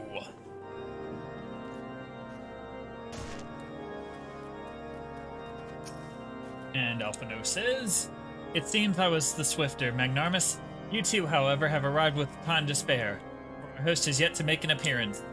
The murmuring about camp tells of some manner of trouble at the gates of judgment. If in the Lord Commander's absence, I suggest we visit the place and find out what is afoot. There is evil afoot."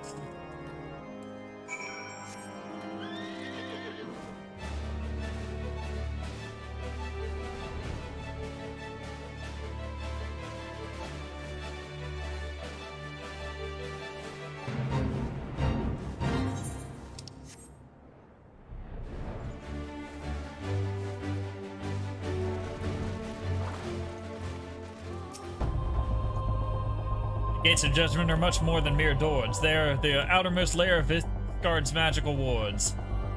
If our first line of defense can be so easily shattered.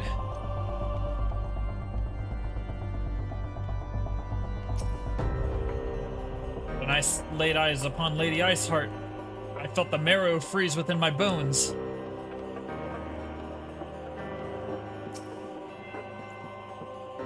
Heretic scum! How dare they meddle with our divine protections! I shall rid our nation of their blasphemy, even if it means cutting them down one by one. We need not fret over much. There are several layers of arcane protection that shield the city from invasion. Mother will be fine.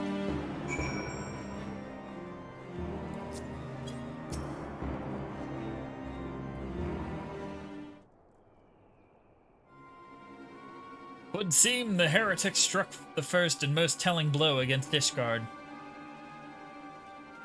Scions, we expected you at Camp Dragonhead. My apologies, we chanced to hear that there had been trouble at the gates, and I thought it prudent to investigate the cause. Then you have learned of the heretic's treachery. Lady Iceheart led a force of her followers against our defenders and came close enough to dispel the first of our wards. Let us speak more of this back at the camp. Sir Aymeric awaits you.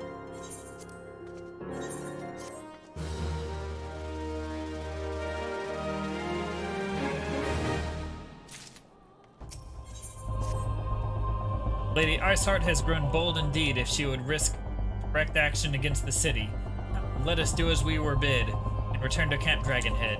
Lord Haurchefant will know where Sir Aymeric means to receive us.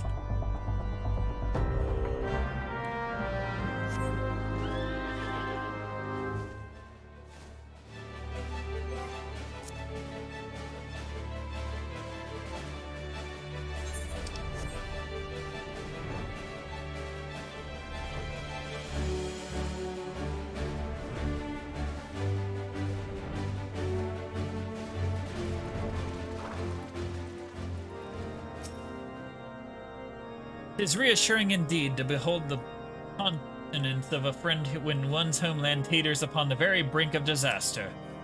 Though a single misstep could send us plunging into the abyss, your heroic presence stokes the flames of courage within my heart. Ah, but you did not come to Dragonhead to listen to my prattling. The Lord Commander has arrived and would treat with you in the intercessory. Alphino walks away. I jump over his table.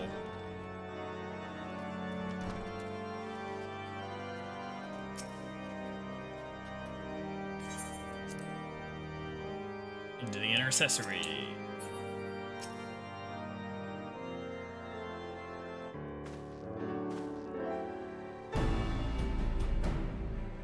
I thank you for coming with such haste, and I apologize for my absence. Suffice it to say, Lady Iceheart and her heretics have much to answer for. Yes, we are but recently returned from the Gates of Judgment ourselves. Given the circumstances, we quite understand if you would prefer to postpone our appointed audience.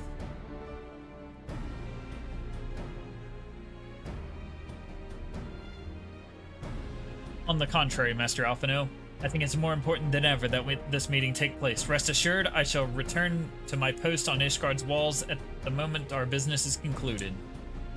Before we move to the subject of reinforcements, however, I would introduce you to a close friend and stalwart ally, Estinian.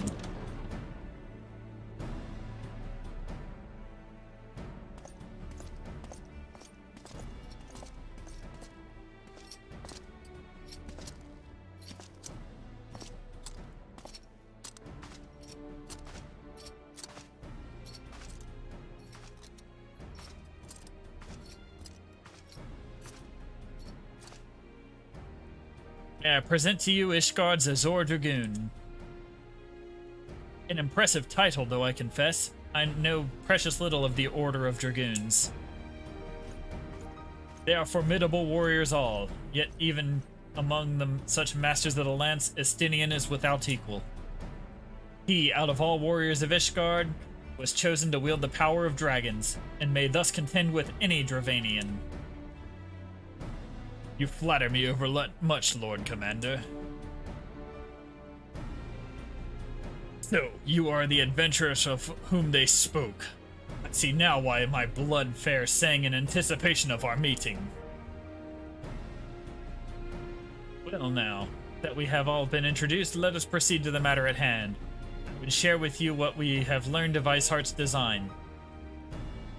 As confessed by heretics that taken captive after the assault on the gates, it would seem Lady Iceheart and the Dravanian share a common goal, the reclamation of Nidhogg's stolen eye. Nidhogg, one of the 7 great worms. His name fares prominently in your nation's history.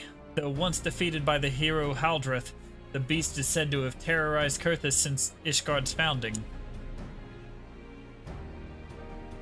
Aye, many are the scars of our walls bear from Nidhogg's relentless efforts to raise the city. The trophy Haldreth plucked from the bested worm's skull, known simply as the Eye, is a treasured relic of Ishgard, and one possessed of untold power. Should it ever be returned to Nidhogg, the dread creature could be restored to the height of his strength, and then no wall or ward we could erect could be stout enough to deny him. My vengeful son hath waged war against Ishgard for 1,000 years. No mortal mind could comprehend the depth of his rancor. The eye itself is secreted deep within the vault. It must be kept under guard, surrounded at all times by men and women who have proven their loyalty to the Holy See.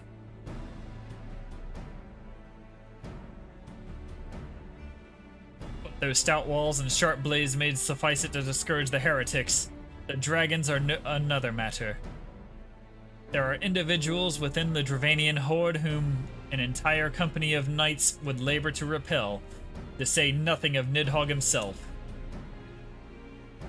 Nor does age rob them of their strength.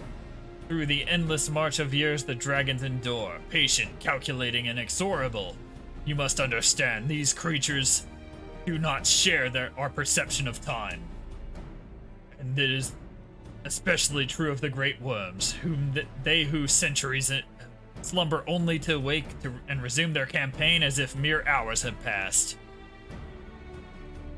It has been 20 years since Nidhogg last darkened our skies, 20 years for him to gather his strength and to bolster our defenses, and now, just as he seems primed to return, the heretics strike at the gates. You believe that Lady Iceheart is in league with the creature, then? Of that we cannot be certain, though we know the heretics covet the eye, and we have been unable to determine their plans for it. Such questions aside, we must needs address the ragged hole their mistress has seen fit to rend in Ishgard's protections. It is a weakness the Dravanians are not like to leave untested. So it would seem, you have described your plight in admirable detail, Lord Commander. Yet I cannot help but wonder at your candor. Why share such sensitive information with us? I shall speak plain. Ishgard is in need of allies, and I would have you bolster our front lines in readiness for the coming battle against the dragons. This much I expected. Unlike our arrangement concerning the Keeper of the Lake, however, you only stand to benefit from our assistance in this matter. I fail to see why we would intervene in a conflict which concerns only Ishgard and Dravania. When the Eorzean Alliance requested Ishgard's assistance during Operation Archon, you refused us. Does it not seem grossly unjust to demand that we now risk our lives in your private war? I make no attempt to defend my country's conduct, and I only ask that you consider what would follow were Ishgard to fall. Having razed our city to the ground, the Horde would have little cause to linger, and most would return to their lairs in Dravania. Soon thereafter, the ruins of Kurthus would be buried in snow, and the land would become the sole province of the beasts and beastmen. Until the Garlean's arrival, that is. For you may be certain that the Empire would not hesitate to claim Kurthus, and they would not even have to draw steel.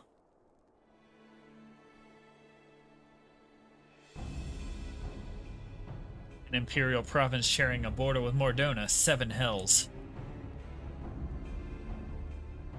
Very well. We will assist you in repelling the dragons. The roar of a great worm may have shaken the firmament, but we of Eorzea will not abandon our Ishgardian brothers to the face of the coming horde alone.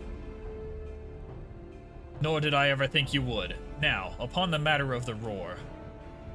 Allow me, Sir Emmerich. Through the power of the Eye, I have become the vessel of Nidhogg's strength. His essence has stolen into my very blood. Fear not, I am in full control of my faculties, I assure you, and the Eye itself is of no relevance to this tale. It is not essential that I bear it with me wheresoever I go. Its lingering influence does, however, allow me to hear Nidhogg's voice. The worm who roared? Was Nidhogg Eye. He means to hurl his horde against Janafin's collar, and shatter the remaining wards that protect the city. There can be no doubt. The worm has summoned his minions to war.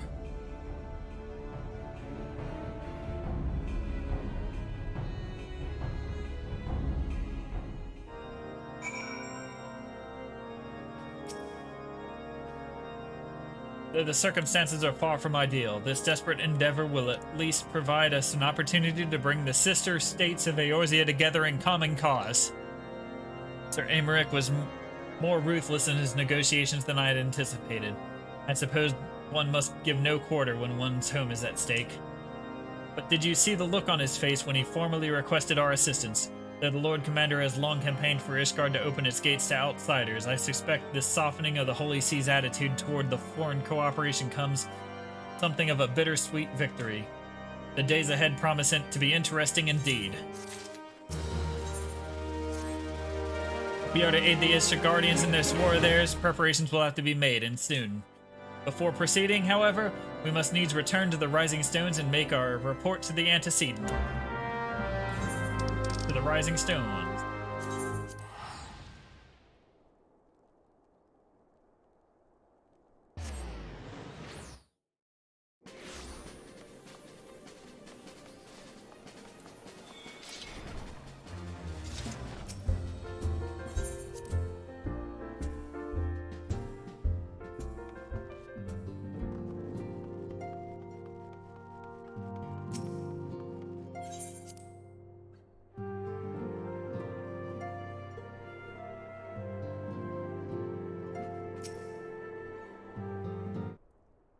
Yeah, Zelda got kidnapped, and then by an Ascian. Then we had to jump through a portal and fight him. Then afterwards he was trying to resurrect himself. Alphino, it is good to see you. Tell me, what have you learned? And then we tried to put him inside of a crystal. And then he was about to break out of the crystal, and then I started hitting the crystal with a beam of light fired from the staff hanging on the wall behind the desk. And then as I was firing that, he was repelling it until Moonbrita came along and sacrificed herself to add power to the staff and thus kill him. So Moonbrita's dead. And then we had a funeral for Moonbrita, and then the dragons are showing up at Ishgard. A good recap.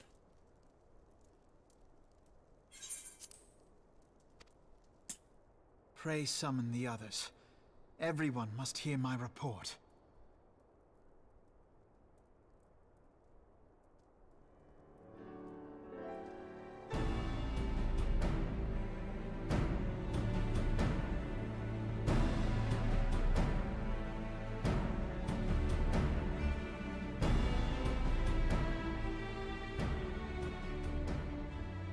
So this was all but a taste of what's to come. Indeed. The main host advances upon Ishgard as we speak. Whose vaunted defenses have been nullified? Shorn of its wards, the city will bear the full force of Nidhogg's fury. All those people. Alphino is right. The Dravanians cannot be allowed to prevail. If Ishgard falls, all of Eorzea will suffer the consequences.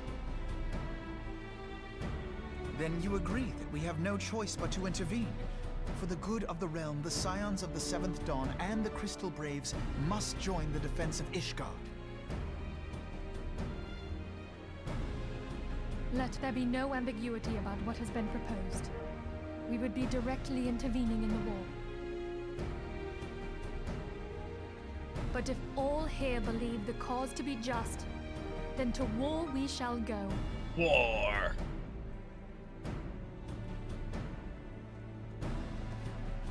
The path we now embark upon is perilous, but I pray you will walk with us to the end.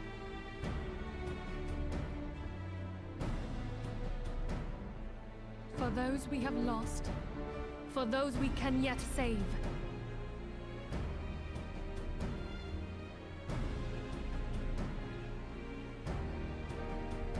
Then it is settled. I shall inform the Council of our intentions, and request that they contribute their own forces to the defense of Ishgard.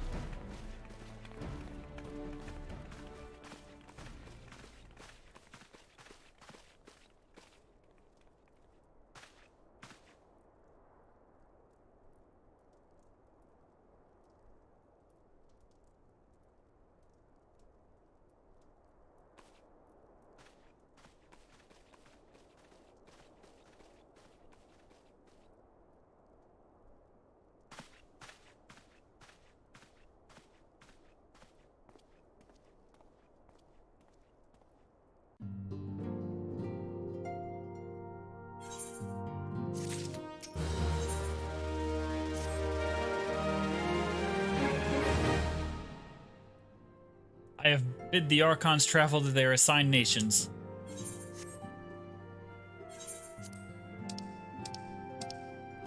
Should the members of the Alliance agree to pledge the company as soldiers to the Ishgard's cause, our comrades will be on hand to act as intermediaries for the duration of the conflict. The small matter of persuading the Alliance leaders to grant such support, I leave to Alphino. For you, my friend, a different task awaits. I would have you reach out to your fellow adventurers and gather what allies you may for the coming siege. I would also have you consider the matter of our own security. Revenant's Toll is but a short flight from the snowfields of Kurthis. It is not unimaginable that the fighting may spill across the border. Pray brief Slaffborn of the brewing conflict and discuss potential contingencies. The frontier settlers must be prepared for aught that might wing its way over our walls. I only hope that such precautions prove unnecessary. As before you leave, might I suggest that you have Tataru accompany you. She has a talent for administration and a firm grasp of the practical challenges we may encounter.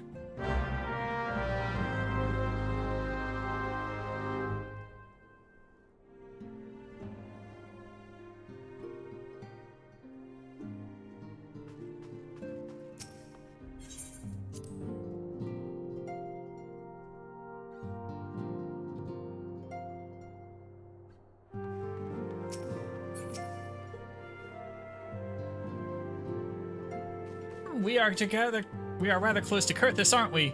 We best see our own defenses take stock of our supplies. Oh, and we'll also need to have beds and bandages laid out just in case. A good receptionist is ready for any eventuality. Let's go, Magnarmus. I have 101 things to discuss with Slaffborn.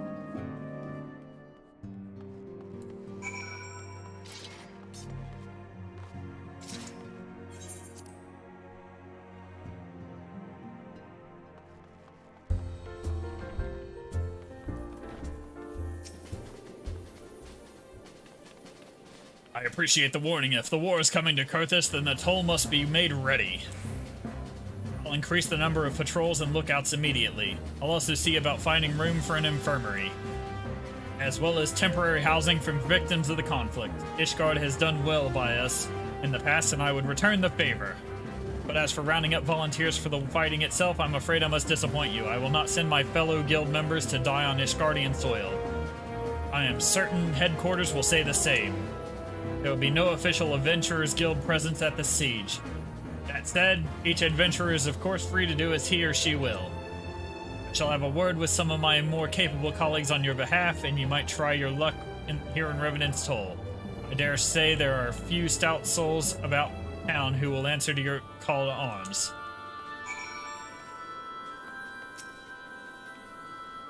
Let's get started, shall we? We have a town to rouse.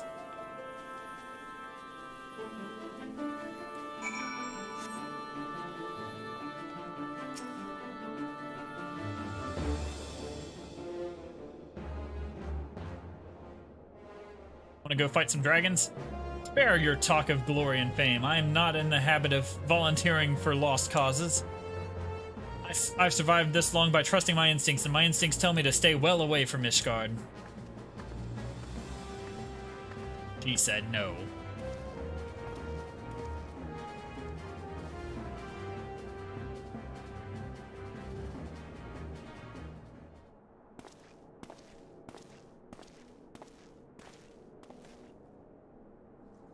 Ishgard sounds like she's in a right mess, but that ain't what I wanted to talk to you about. I need you to cast your mind back to that scuffle with the Empire out by the processing plant. A lad from Little Alamigo by the name of Wilrid was with the fort that day, and I want to know if you've seen him since, have you? God damn it, I feared as much. No one's bloody seen him. It's like the ground opened up and swallowed him whole. But that ain't all. Around the time Wilrid stopped turning up for duty, them black market weapons went missing from our vault in Ul'dah. Now, of course, half the Braves suspect the lad of making off with the goods. Folk like to believe our company's a disciplined fighting force, but as you and me both know, it's no more than a motley crew, a collection of mercenaries, adventurers, and Grand Company veterans. The only things that bind us together is some vague oath about fighting for the freedom of all. That and the steady pay. Now, compared to most others in this crew, Wilrid's a fresh-faced novice, a bleeding whelp amongst wolves. But the boy's got passion. When he talked about being a guardian of Eorzea, he bloody well meant it. And a lad like him wouldn't rob us blind and bugger off like that. He ain't the type. And this is just between you and me. Mind, there's a fact that the lad wanted to tell me something about something queer he'd noticed in the ledgers. Something about the Braves' numbers not adding up. Aye, there's a villain at the end of this trail I've stumbled on, and I'll bet me good eye It ain't it. It ain't young Wilred. Any road, we've got a war to wage, so I'll let you get on. I just thought someone should know. I'll be seeing you, Magnarmus.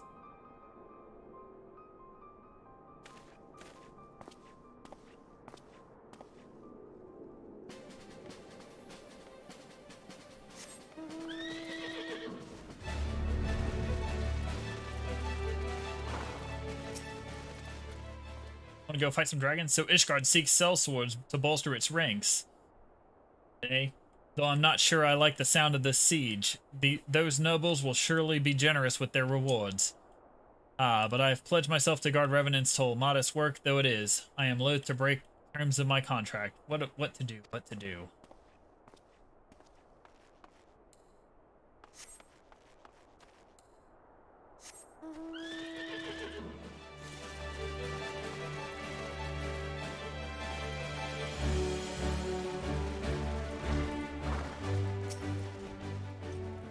Volunteer my services to the defense of Ishgard? I think not. Dragons claim the lives of every one of my brothers. I do not mean to offer them mine. It was to escape such a fate that I took up the mantle of adventurer in the first place. I would sooner die in the pursuit of fortune than huddled behind an icy wall.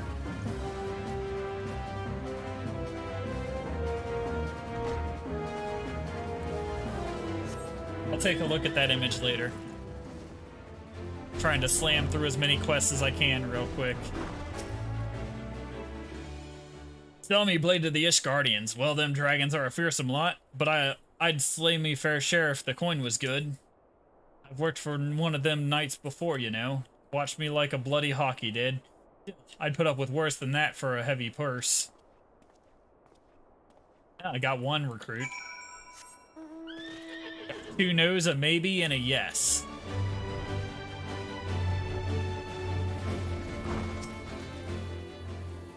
There you are, Magnarmus. So, did you sway any hearts? 1 or 2, eh? Well, added to mine, that makes 3 or 4, not including Slapthorn's friends. We won't have the largest company in the army, but I'd say Revenant's Toll's veteran, one Revenant's Toll veteran is worth a dozen clanking knights at least. Been so caught up with recruiting that I almost forgot. There's been word from Alphino. Apparently, the Alliance leaders are convening in Ul'dah to discuss Ishgard's plight, and they've requested your presence as usual. Anyway, you best make your way to Ul'dah, or you'll be late. Alphino said that he would meet you in the Royal Promenade.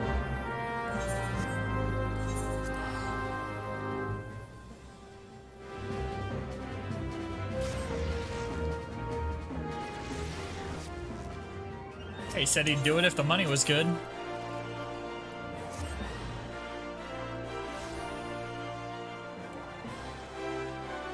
Alright, let's go talk to Alfie.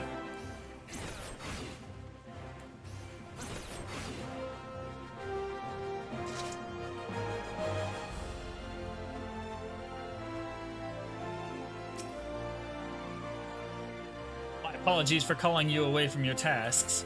I'd hoped to proceed with these negotiations one leader at a time, but it seems my urgent request for an alliance prompted a gathering of the council. Needless to say, I felt obliged to attend. The alliance leaders are already seated within. Let us join them, shall we?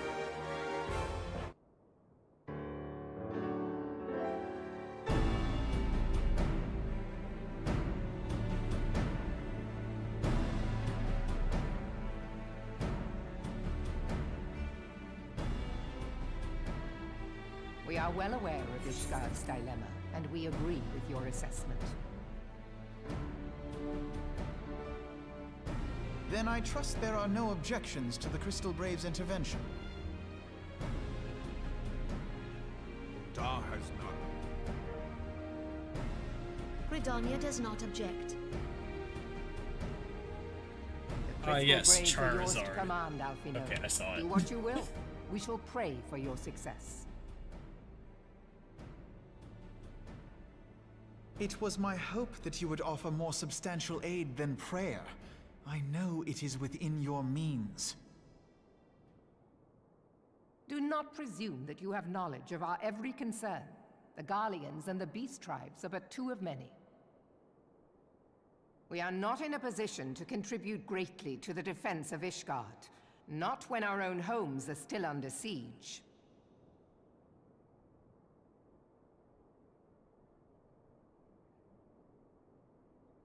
We dare not leave our interests in Cartano undefended as well. Telegi Adalegi and his ilk would seize control of the territories in our absence.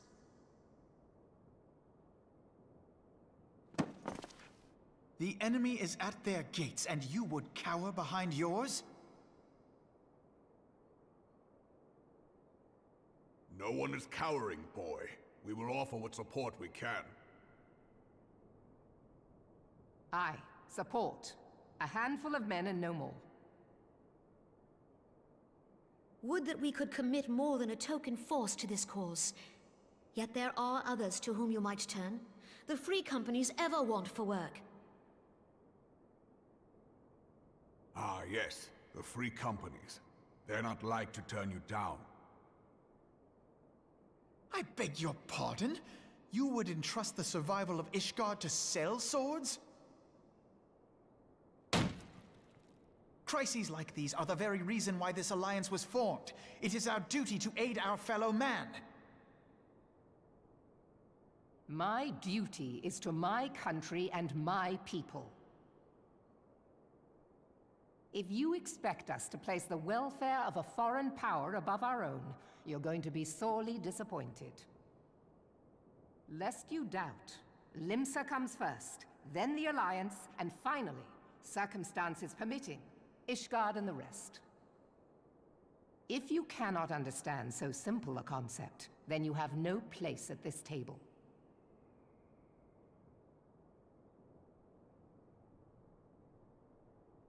Forgive me, Admiral. I was careless in my choice of words.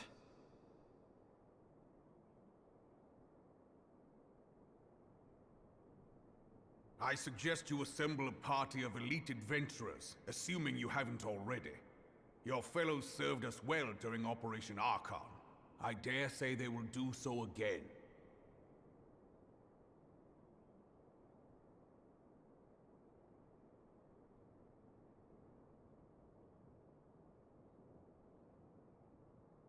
If I may, Your Grace, I wish to propose a redistribution of forces. If we entrust the security of Uldar to the Brass Blades for a time, we can dispatch a larger force to Ishgard.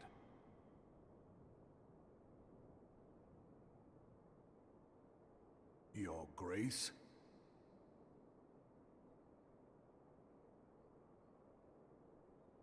Yes. Yes, of course. Do what you will.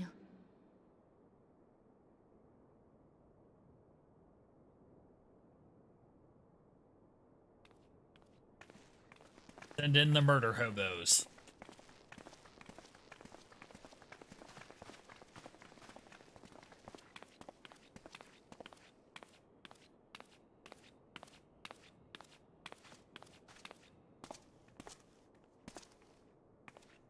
Is Her Grace not feeling well? To the best of my knowledge, Her Grace is in perfect health. I see. Carry on.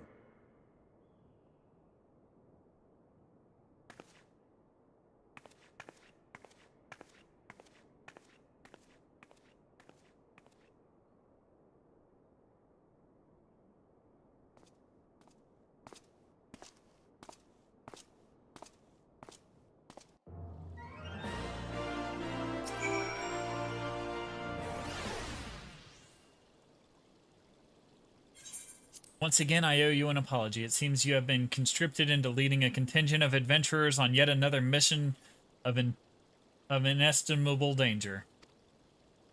But I fear we have been left with little alternative. We cannot well abandon Lord Haurchefant and Sir Aymeric to their fate. We must abide by the Council's decision, as short-sighted as it is, and strive to fulfill our roles as Eorzea's guardians. Captain Ilberd, what news? The assault is begun? We have but this moment concluded our audience at the Alliance leaders. Move our forces into position. Your unit will join House Durandare at the Steel Vigil. Man the cannons alongside with the knights. And thin the Dravanian horde ere they descend upon Ishgard. I will join you as soon as I am able. Agnarmus, I would have you and your adventurer allies bolster the defenses at the Steps of Faith. Report first to Sir Mercilane at the Gates of Judgment, and he will direct you to where you are needed most. May the gods grant us victory. Alright, to the Gates of Judgment.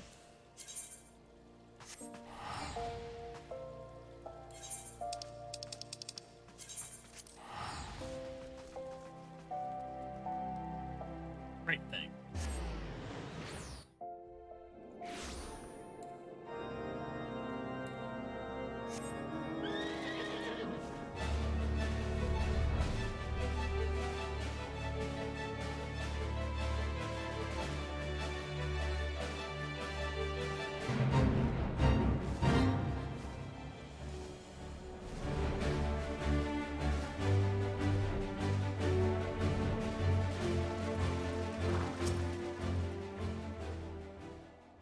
You are the appointed captain of the sellsword contingent? Then welcome, there is no shortage of blade work to be done. As we speak, Dravanian skirmishing parties are harrying positions across the Central Highlands. I have assigned the Crystal Braves to your fellow adventurers to contain these scattered attacks. As for the present, I would have you join them. This is, of course, merely a precursor to the assault on Ishgard's proper. Wily serpents seek to divide and confuse our forces, but we will not be so easily drawn out of position. The Temple Knights will remain on the Steps of Faith to continue our preparations. When the Horde arrives in force, they shall face a wall of Ishgardian steel. Report back to me once their advanced skirmishers are slain.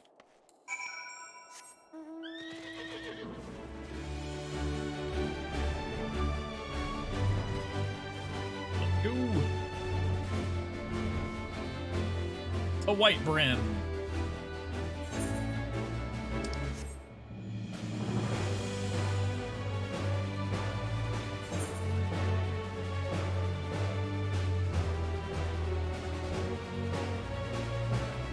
Oh, those guys are doing the same quest.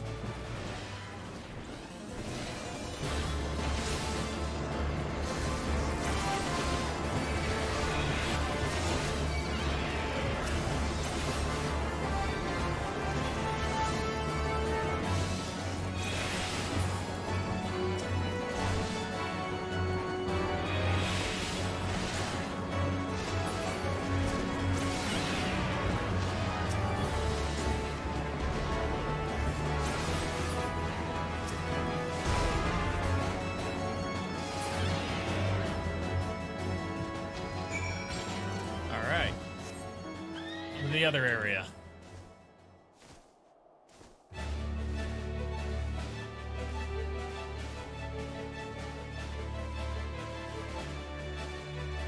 Nah, we basically got 3 times the amount of ads to pop up because it was like spawning the 3 ads 3 times. Spawning the ads 3 times because all the people there. So I got to kill more.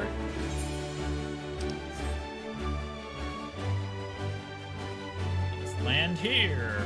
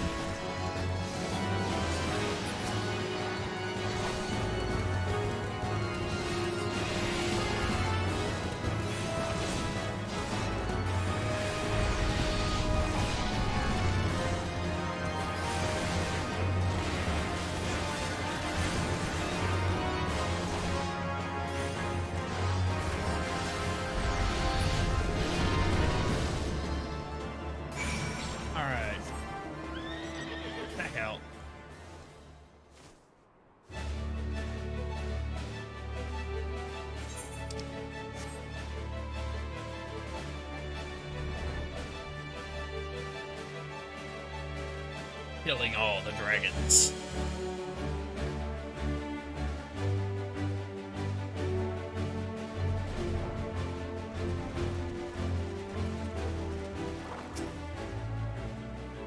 What's new, adventurer? The reinforcements decimated, you say? Dravanian devils, damn their scaly hides. Hold fast to your grief and fury, sir. We will avenge the deaths of your fellows in the battle to come.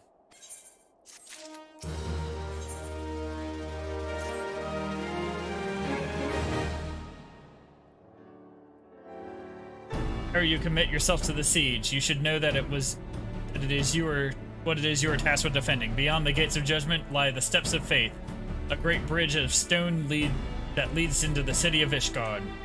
More than simply a means to cross the sea of clouds, the bridge serves as a foundation for the arcane wards that form the barrier that we call Danafin's Collar. Alas, in dispelling the barrier's outermost layer, that thrice-damned witch Iceheart stripped the bridge of its protection, and thus are the dragons now able to land unhindered upon the steps of faith. Should the Dravanians succeed in destroying the remainder of the wards, the winged devils will be free to swarm within the city itself. Needless to say, we cannot suffer that to happen. It shall be our task as defenders to prevent any harm from coming to those parts of the bridge wherein the wards are sealed. 3 yet remain, and we have dispatched our forces accordingly. I would ask that you and your comrades to accompany our defenders at the outermost ward. I should hope that includes us as well, yes?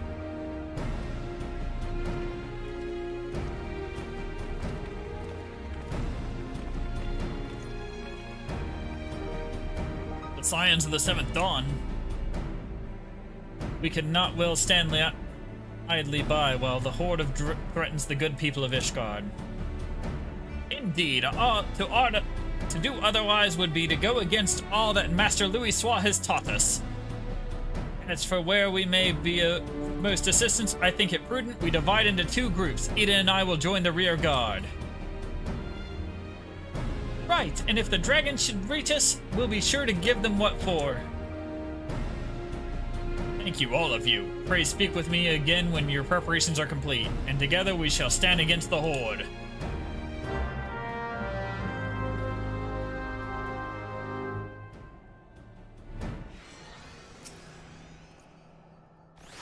Trust you are ready to good. Then, good, come let us make for the battlefield.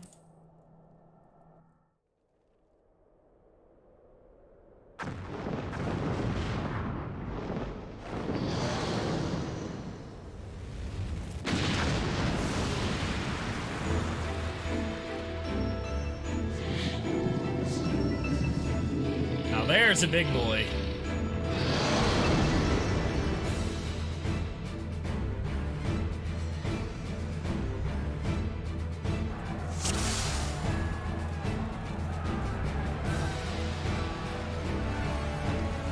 Claim victory this day or Ishgard falls.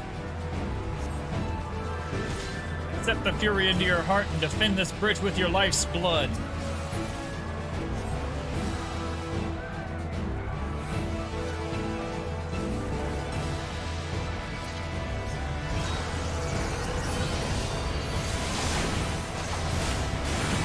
They mean to destroy the wards of Danafin's Collar. Let not a single dragon pass. Make it quick.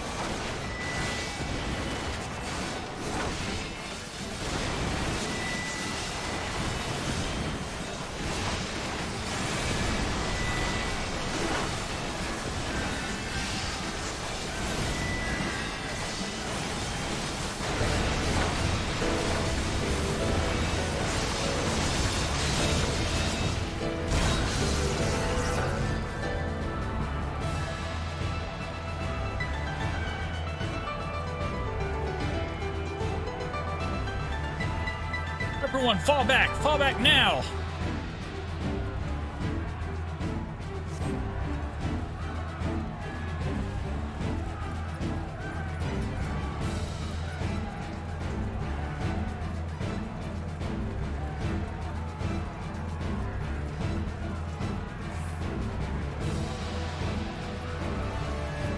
Aoife, to me!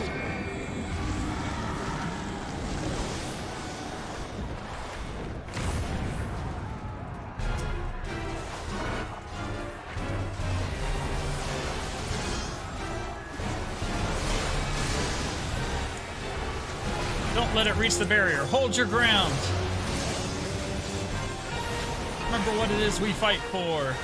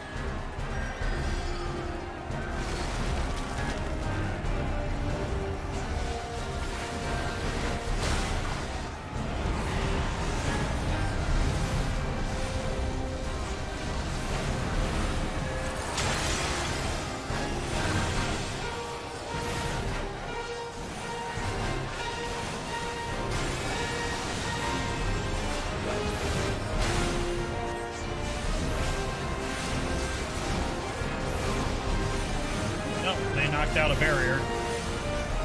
Come back and regroup. The battle is not yet lost.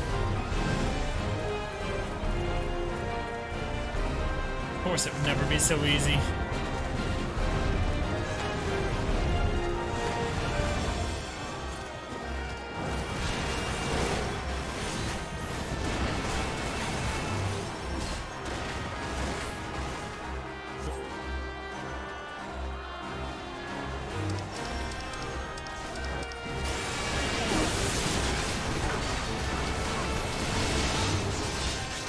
It's a good thing I can't count.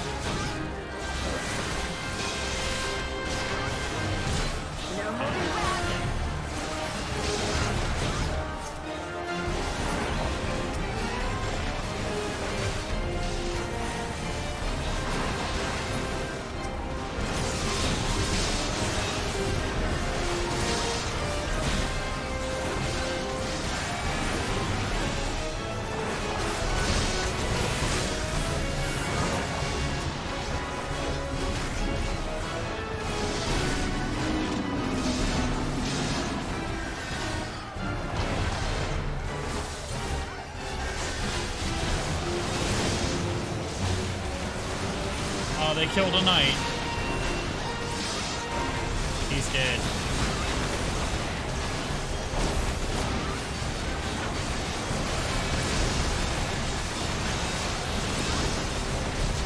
Well, the dragon did say more bargains will be struck.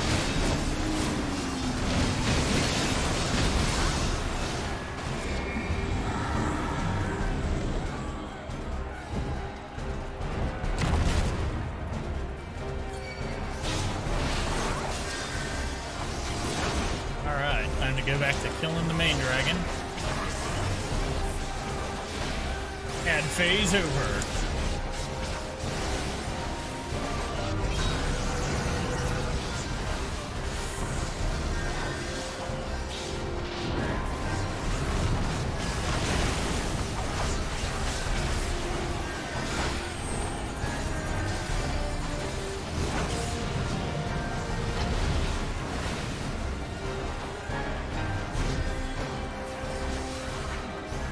Will be soon enough.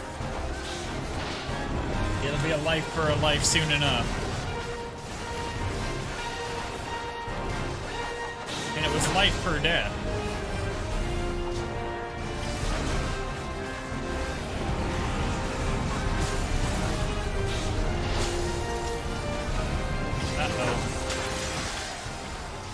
broke another one.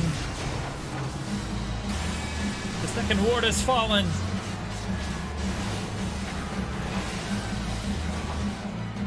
Fall back, there's nothing left to be done here.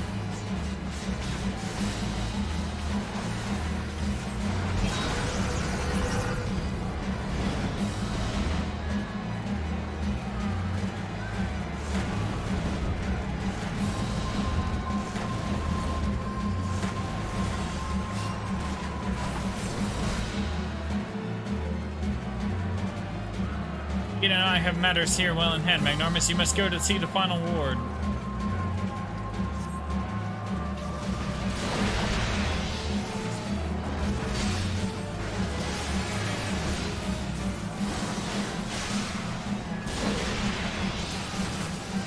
We'll know the wrath of the Azor Dragoon. Hold your ground. Should this barrier fall, Ishgard will be awash in flame.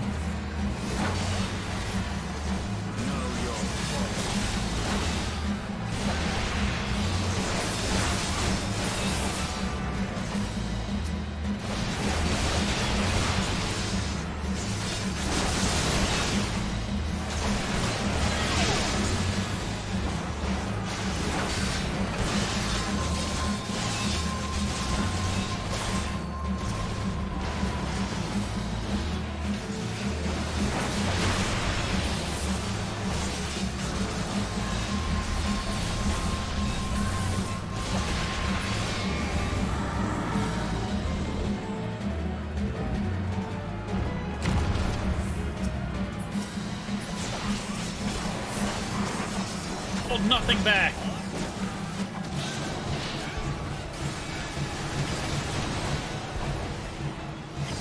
Our enemy is not without weakness. Keep it up.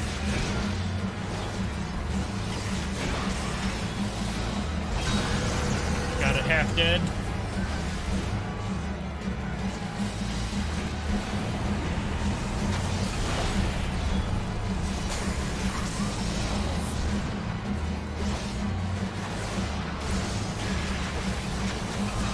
The final ward is weakened. Hurry, we must end this now.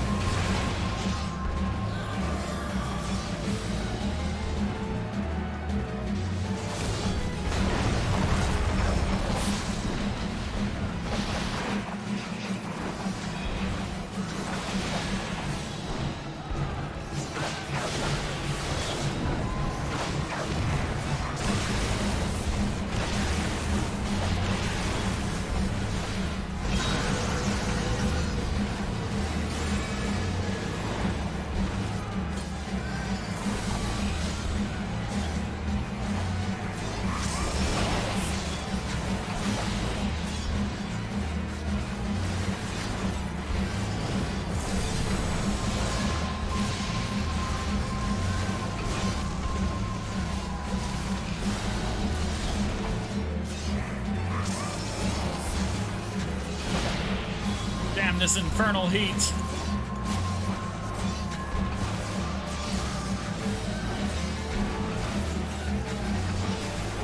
Got it down to 11%.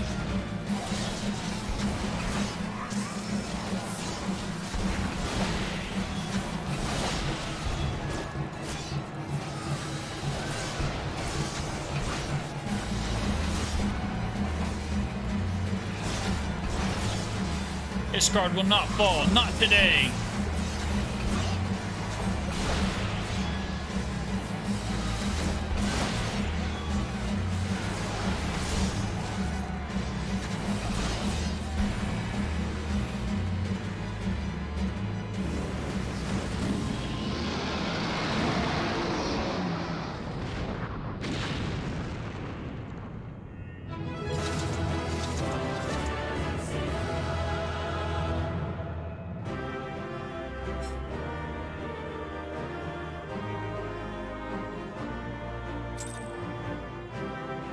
We held him back.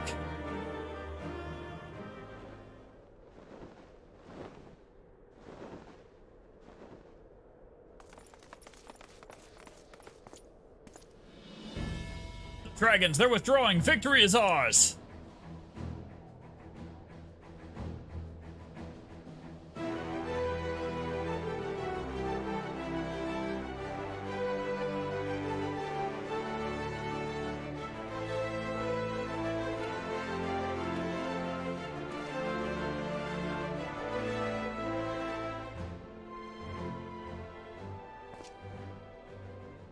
One of Nidhogg's greatest champions slain. The Horde will not soon recover from this blow.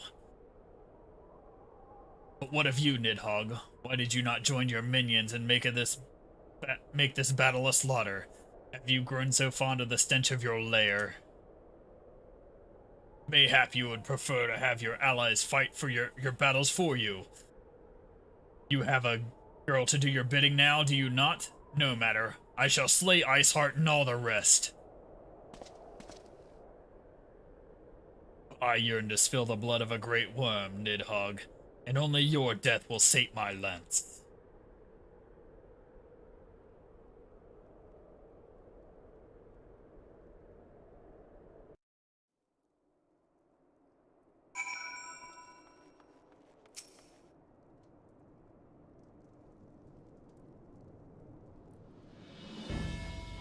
Magnarmus, the dragons are rooted. Lest you wonder, the fighting at the Steel Vigil was also fierce, but my Crystal Braves were not found wanting.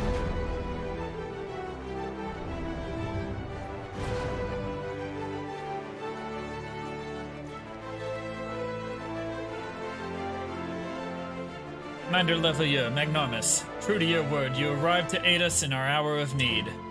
On behalf of the Holy See and the people of Ishgard, I offer you my humble thanks. I would stay and lavish you with the well-deserved praise.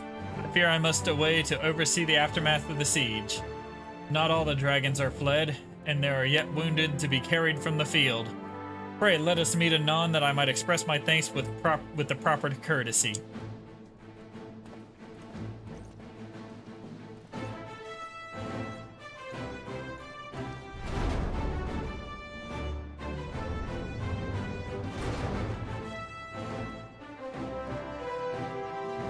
We have indeed achieved a victory of singular importance.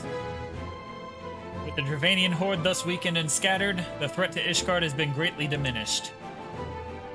Mayhap equally sufficient, the Holy See must now recognize the necessity of cooperation with foreign powers. Long have they barred their gates against the outside world, but I am confident that the day will soon come when Ishgard proclaims itself a member of the Eorzean Alliance once more.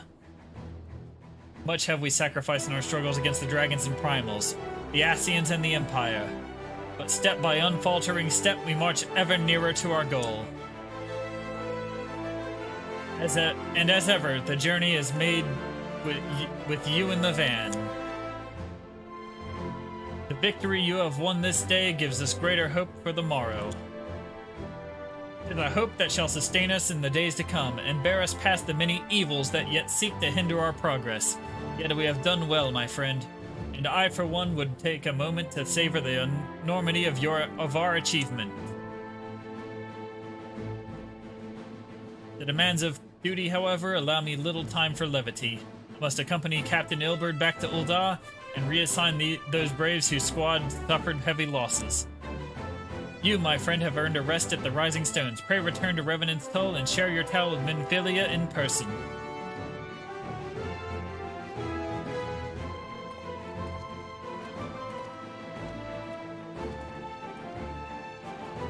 You will see to informing the other nations of what took place here.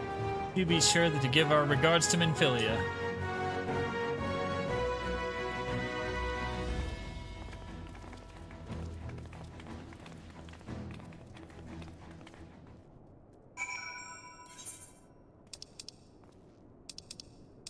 Rising Stone.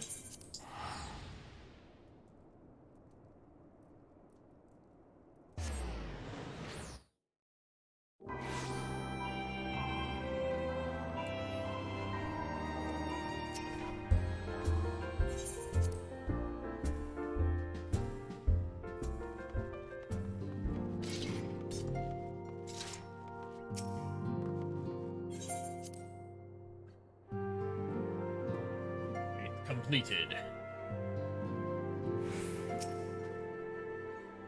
Magnarmus, welcome back. Alphino sent word of the siege, and of course, the role you played in ending it. Your deeds never cease to amaze me, Magnarmus. Thank you.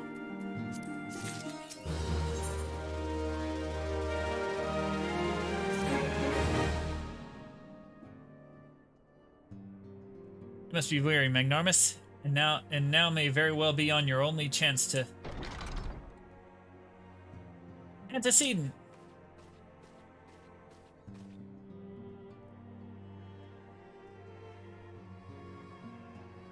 Messenger from Ul'dah arrived with a missive for you.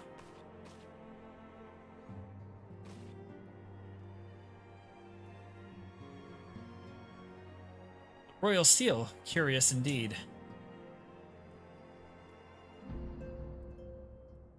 An invitation? On behalf of the Council of the Eorzean Alliance, Her Royal Majesty Nanamo Onamo invites the Scions of the Seventh Dawn to attend a feast at the Royal Palace of Ul'dah in honor of Ishgard's recent victory. It would seem we are to be recognized for our part in lifting the siege. You for your valiant efforts as commander of the adventurers contingent, and the Archons for their earnest attempts to rouse the city-states. Truly, I find it strange that the Alliance leaders should think themselves deserving of a place at such a celebration. All three refused to deploy their standing armies, preferring to send hastily assembled companies of sellswords, many of whom perished ere the siege began. Are they truly so brazen as to seek to share in the glory of your triumph?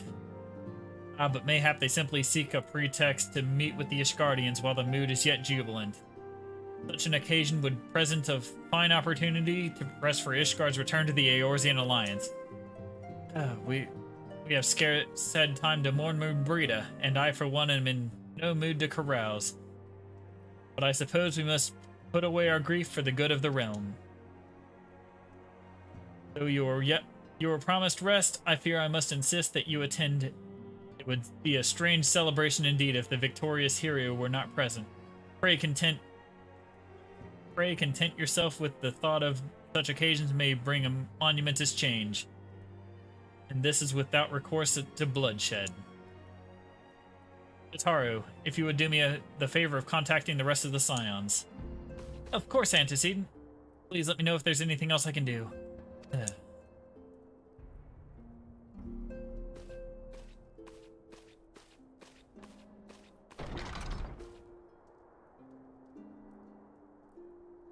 Curious, I have never known Tataru to sigh at such requests. Could aught be amiss?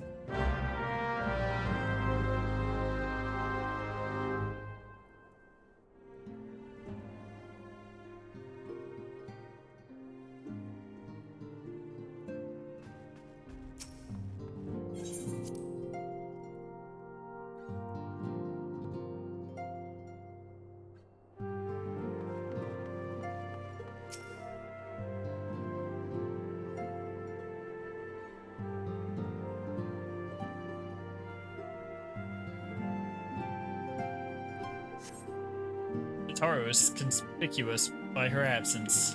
Right.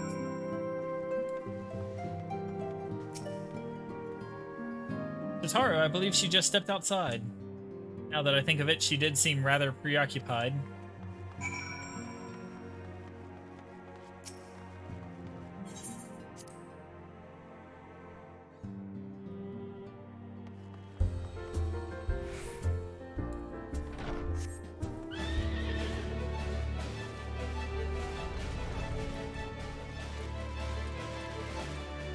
There she is.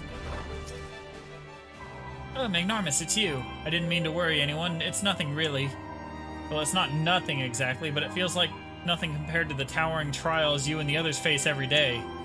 And that's why I should probably talk to Minfilia before things get any worse. You always know what to say, Magnarmus. I'm glad we had this little chat.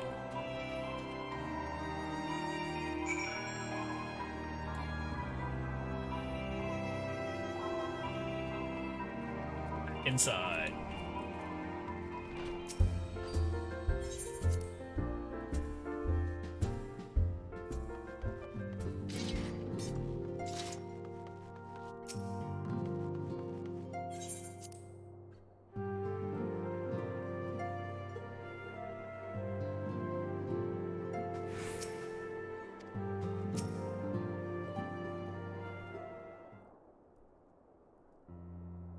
Sataru, you have my undivided attention.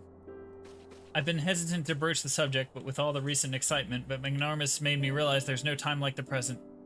Time is what I'm here to ask you for. I'm not sure I understand. If you wish to be excused from your duties for a time, then you have certainly earned the rest. But I suspect that lying abed is far from your intent. You know me too well, Antecedent. There is, in fact, something I've been wanting to try my hand at.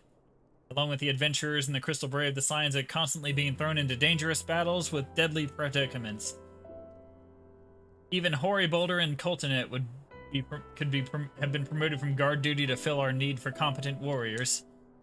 And so it seems only right that I too shall acquire the power to defend myself, and others more importantly. When I return, I shall be both your receptionist and your bodyguard.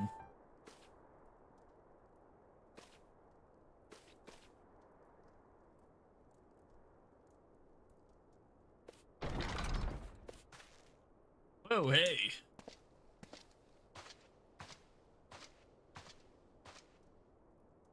That's the first time I've almost been knocked to the ground by a Lalafell. I've never seen Mr. Taru so determined. Has aught befell with that which might help Antecedent? Not at the present, thank you. Was there something you would ask of me? Oh yes, pray excuse my distraction. An adventurer who was to join us for escort duty was injured while out on patrol. And I fear we cannot properly defend the scholars entrusted to our protection without the aid of at least one more guard. Therefore, I humbly request that another adventurer of the capable kind, of course, be assigned to our party. Very well, I shall consider the potential candidates and provide you with a replacement as soon as I am able. My thanks, Antecedent. I take my leave of you.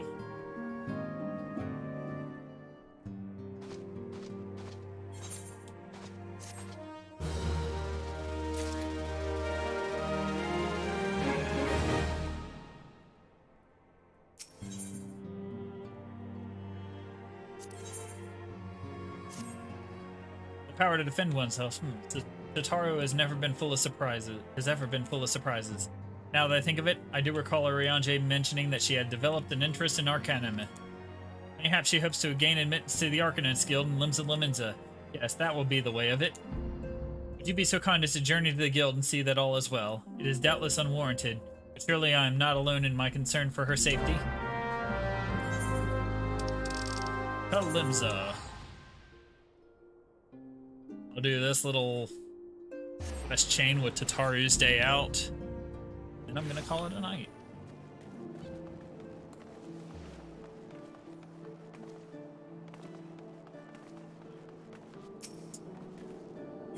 Right there.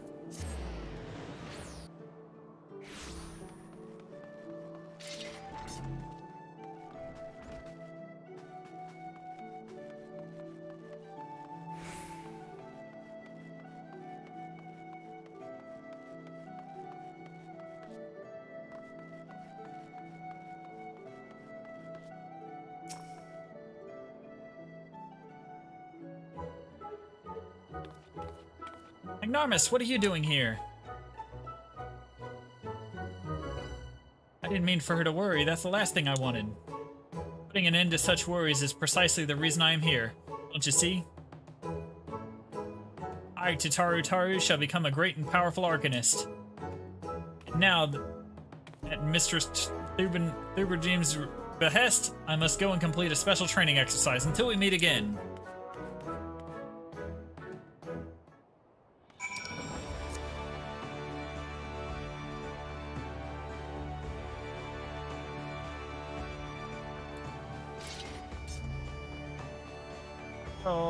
George, up the stairs.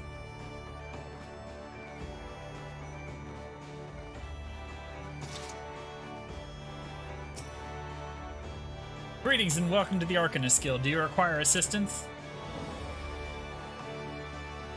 So you're acquainted with our newest member. I'm sorry to be the bearer of bad news, but I fear young Jataru may not be ideally suited to the study of Arcanima. Nevertheless, she would not be denied, and as goes our want to undertake our first trial, a simulated inspection of the 3 crates. Simple task, some might say, but one all Arcanists are expected to complete. A thought occurs to me, why not supervise Tataru's training? You are clearly an accomplished adventurer, and given your relationship with the girl, you seem to have an ideal seem an ideal person to have on hand. Your trial will be conducted at the cliff south of Zephyrgate. You need only observe at a distance.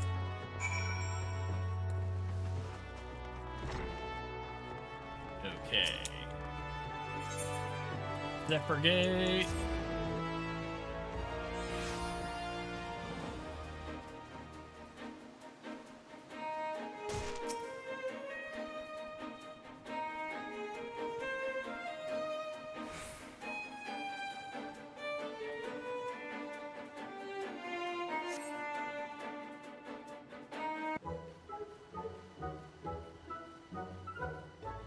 Azure seas to Pirate's Port, where she met her shining jewel.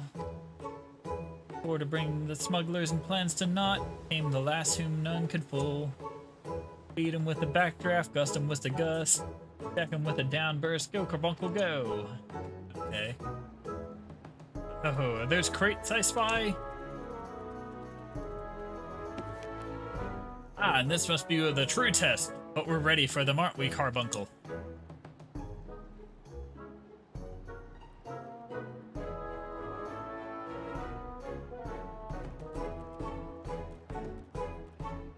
Carbuncle?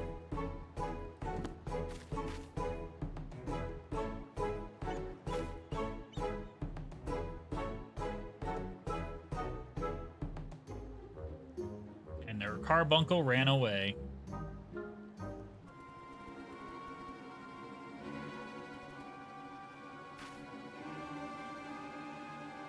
Ah, come back, Carbuncle, come back!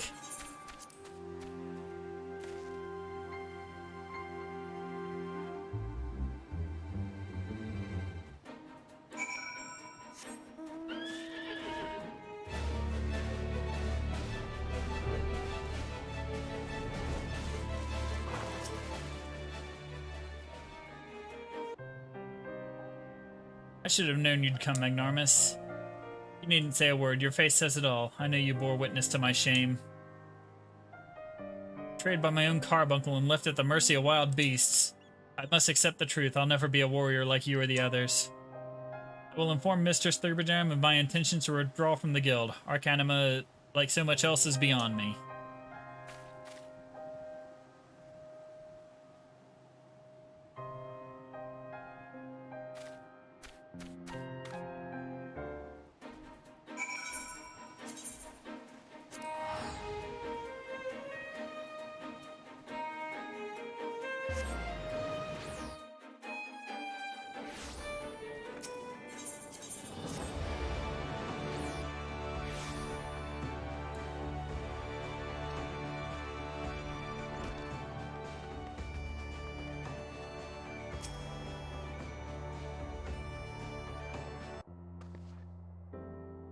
Back so soon. How fared our fledgling arcanist?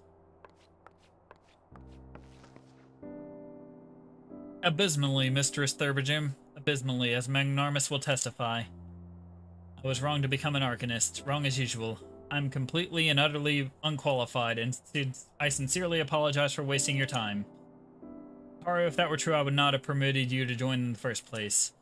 We must all come to accept our limitations, lest our ambitions lead us astray. However, we must not lose sight of our strengths in the process. For example, your exceptional skill with numbers helped you to gain a solid grasp of the fundamentals of Arcanima. Were it not so, you would have struggled to even summon a carbuncle to your side. In my opinion, the Scions are truly fortunate to have such a capable and good-natured receptionist in their service. Would you not agree? You are too kind, Mistress Thurbajam. Though I could not overcome this challenge, I shall take your words to heart and try not to be discouraged.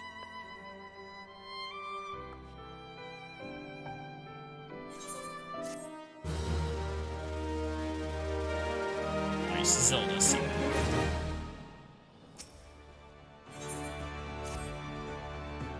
As fetching these garments are, I fear I shall don them shall never don them again. But I can't go back to the Rising Stones without something to show for my time away. Wait, I know what I can do, that is, if you don't mind accompanying me for a little longer. Wonderful. Then to Costa del Sol we go. It's a bit of a gamble, but I'm confident it will pay off. Costa del Sol.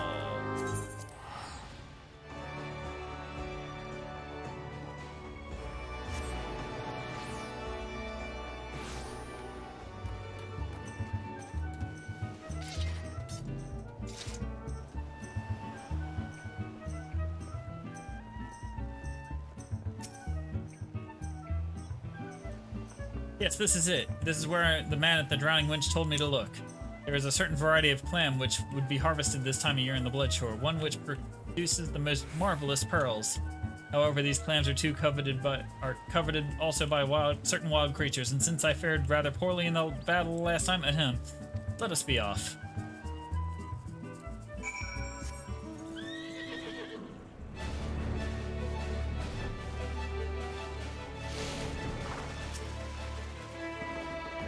What fortune! I've already found one. Would you be so kind as to keep watch while I work? This should only but take a moment.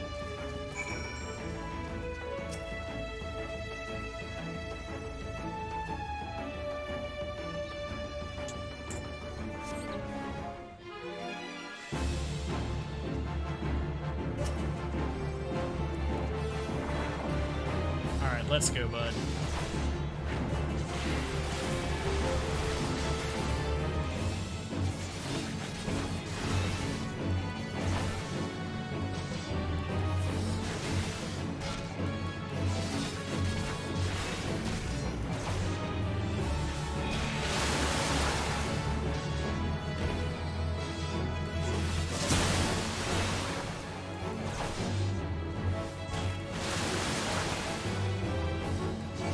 Unstunnable.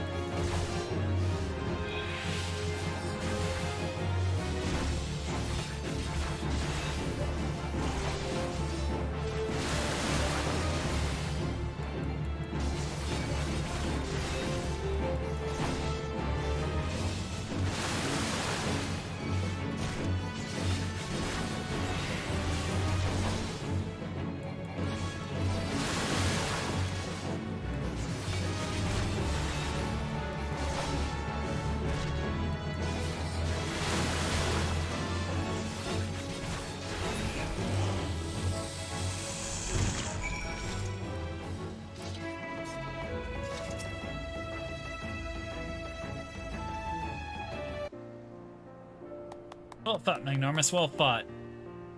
I knew I was right to ask you to come. As for me, I have my prize, a bounty of blood pearls, so named after their reddish hue. They were treasured as wards against dark magics in ancient times. I thought I might make charms for everyone, so that no matter where they go, they will always come home. The sort of power to defend myself and other people in a way, right? Well, I mustn't keep Flamen waiting. There's work to be done, and lots of it. We're to secure provisions for the Scions and the Limousin markets. You may have an eye for quality, but I have a nose for bargains. You be heading back to the Rising Stones. If you pray convey my apologies to the antecedent, and tell her that she needn't worry about me. Magnormus, and thank you for everything. That sounded rather final, didn't it? How about until we meet again? Okay.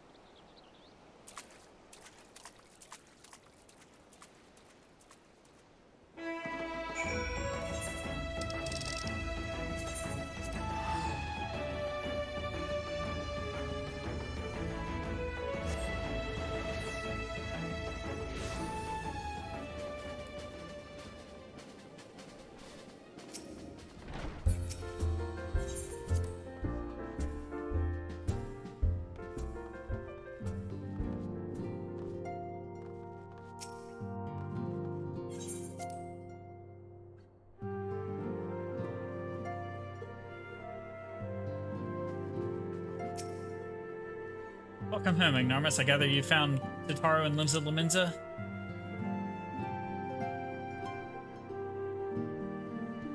Aye, it sounds as though she had quite an adventure, and while it did not end as she'd hoped, I suspect that it will prove to be a valuable experience. I I dare say she could have managed without our intervention. Even so, I appreciate you indulging my request. Alright. I will end the stream there. And on Thursday, we will be doing the rest of 2.55. We will have the big payoff for all of this.